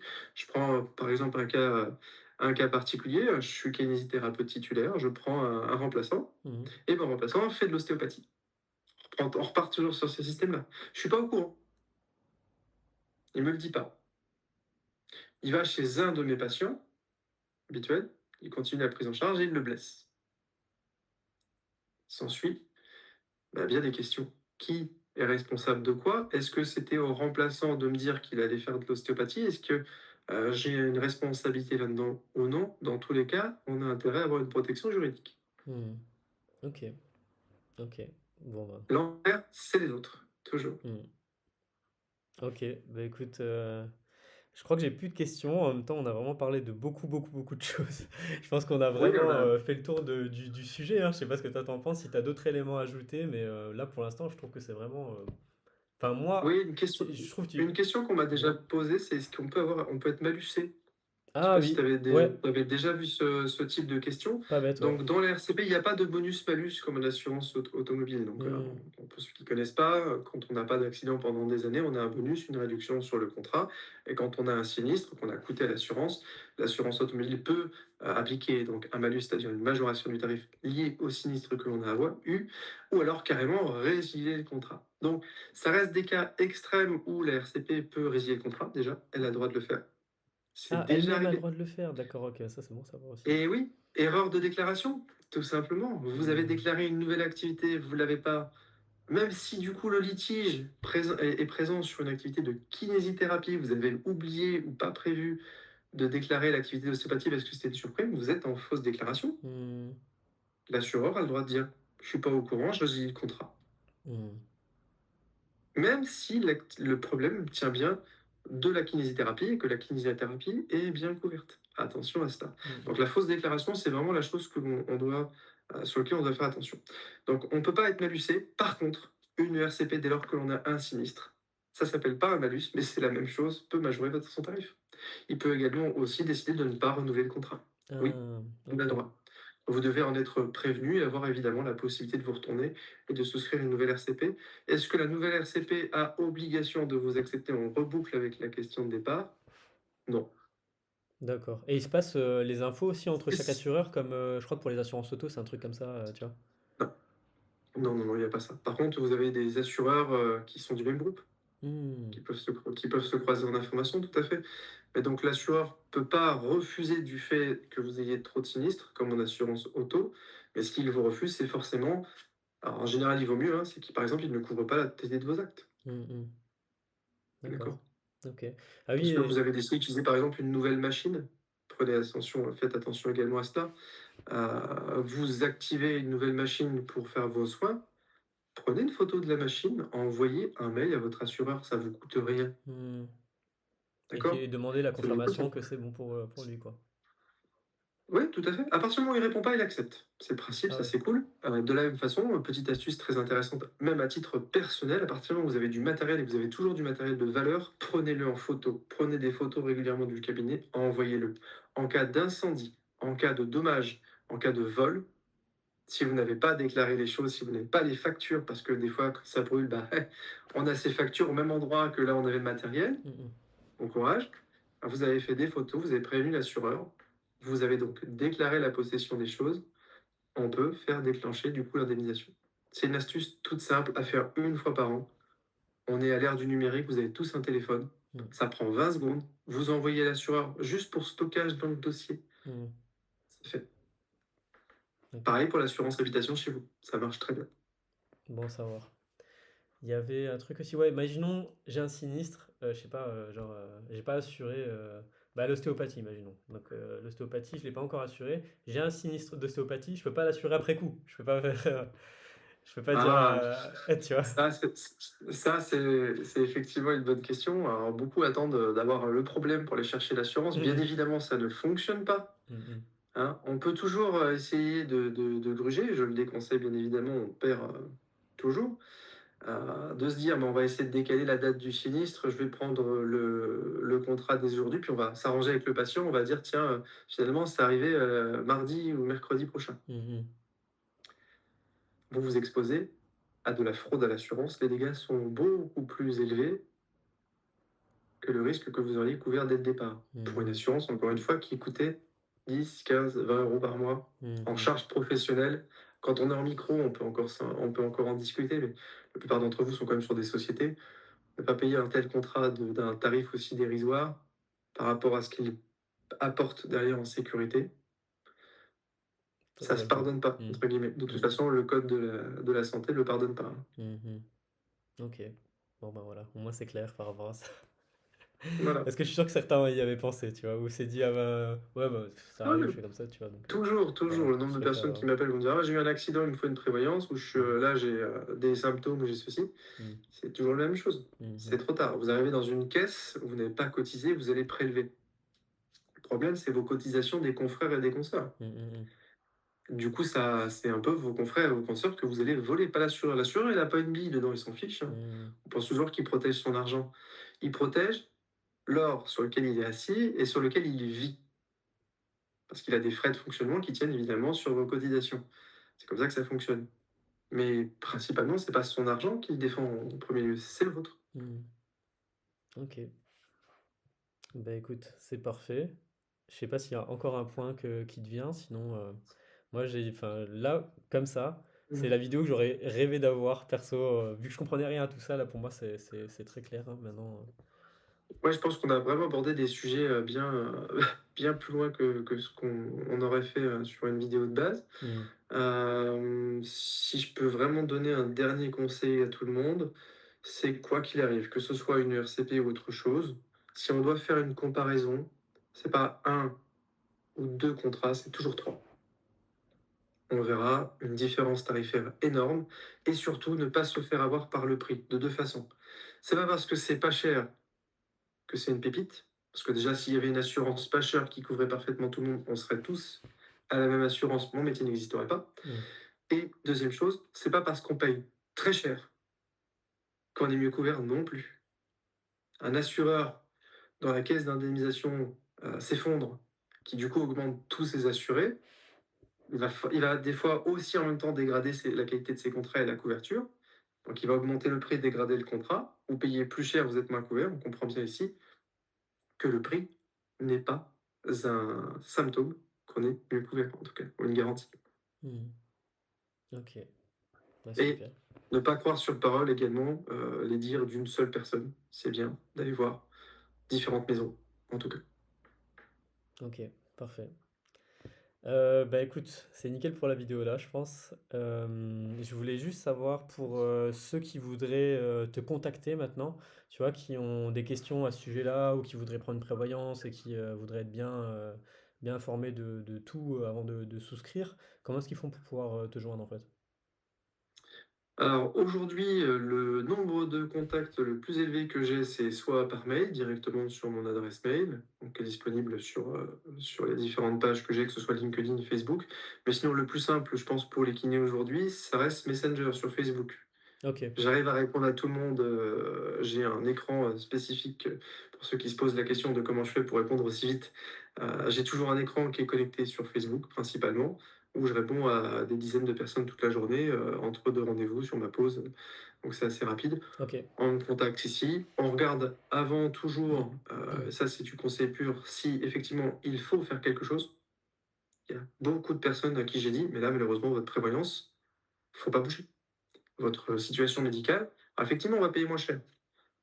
Mais payer moins cher pour se retrouver non couvert ou exclu Oui. d'un truc, par exemple les épaules chez les kinésithérapeutes, on va se retrouver exclu de l'épaule, on va se retrouver exclu du dos, j'ai des situations comme ça, Mmh. avec des gens qui arrivent pour renégocier leur contrat qui sont exclus du dos. Mmh. C'est une aberration de conseil, Mmh mh. aberration. Je préfère complètement dire: «Vous vous débrouillez par vous-même si vous voulez le faire, mais je préfère ne pas le faire, c'est du défaut de conseil». On Mmh. pourrait, à mon sens, se retourner contre moi et ma RCP pour avoir préconisé de changer un contrat et de pas être exclu sur du dos si demain, pouf! Mmh Et c'est mh. toujours comme ça. Si vous pensez passer à travers les gouttes, quand il y a un trou, bizarrement, c'est toujours dans celui-ci, pile qu'on tombe. Ce cas de Mmh. situation. OK, bon à savoir. Donc du coup sur Facebook, LinkedIn, on tape, Guillaume Laprevotte et puis on te trouve et puis, on te contacte directement sans problème, quoi? C'est ça, il y a mon numéro de portable direct sur LinkedIn, il y a tout sur ma page Facebook également. J'ai un lien de prise de rendez-vous pour ceux qui se retrouvent à tomber sur, à me rechercher après 22 heures. Souvent je travaille tard ou je travaille très tôt. Voilà, donc je suis un grand bosseur, mais voilà, c'est la façon la plus simple, ça reste Messenger, je pense. OK, ça marche. Bah, écoute, je mettrai, le lien de ta page Facebook peut-être dans la description, comme ça ils auront juste à cliquer, ce sera plus rapide. Et puis sinon, bah, voilà, il suffit de taper, hein, c'est pas compliqué. Et ben, c'est tout. Merci beaucoup, Ou tout simplement sur les réseaux du coup, ouais, puisque voilà, ouais, c'est ça. c'est là où je réponds et ce que je trouve aussi toujours intéressant quand il y a des questions, c'est de les poser en public parce que la Oui, question que l'on pose, elle concerne toujours plein d'autres personnes c'est ça. Donc il est et il y sur en le a groupe, des kinés de France, rejoignez, il intervient assez souvent et c'est toujours intéressant d'avoir même un débat et de pouvoir avancer avec des avis constructifs à chaque fois, quoi. oui et je le reprécise, si tu me le permets ici, il y a, beaucoup de gens qui me contactent aujourd'hui parce qu'ils ont un litige avec leur assureur. C'est pas pour souscrire une prévoyance ou une mutuelle. Comme je l'ai dit, j'aide et je demanderai rien en échange, c'est vrai et Mmh beaucoup mh. on peut en témoigner aujourd'hui. Mmh mh. Oui, c'est Ça me ça. prend du temps. Malheureusement, je peux pas passer ma semaine à faire ça non plus. Mmh. Mais, alors les dossiers, simples, j'explique ce qu'il faut faire. Les dossiers un peu plus compliqués, je mets les pieds dedans, hein, comme on Mmh. dit. Oui, c'est Mais, normal après que tu puisses s'il y a pas. une aide à apporter, j'apporterai toujours une aide, oui. C'est déjà ouf, que tu prennes le temps de pouvoir, répondre et tout ça, tu vois? Parce que je pense que la plupart, le feraient pas si, ils étaient pas payés, mais toi Je me suis f je me c'est suis fait avoir avant vous, par des assureurs et c'est quelque chose qui aujourd'hui, mmh, bah, c'est de l'injustice et je déteste ça. Donc, mmh. j'en ai quelques exemples sur ma page pour ceux qu'on m'autorise à publier. Malheureusement, je peux pas tout publier parce qu'il y a des histoires plus personnelles, mais, voilà. OK. Bah, écoute, Guillaume, super, merci beaucoup d'avoir pris le temps pour, faire cette vidéo avec moi.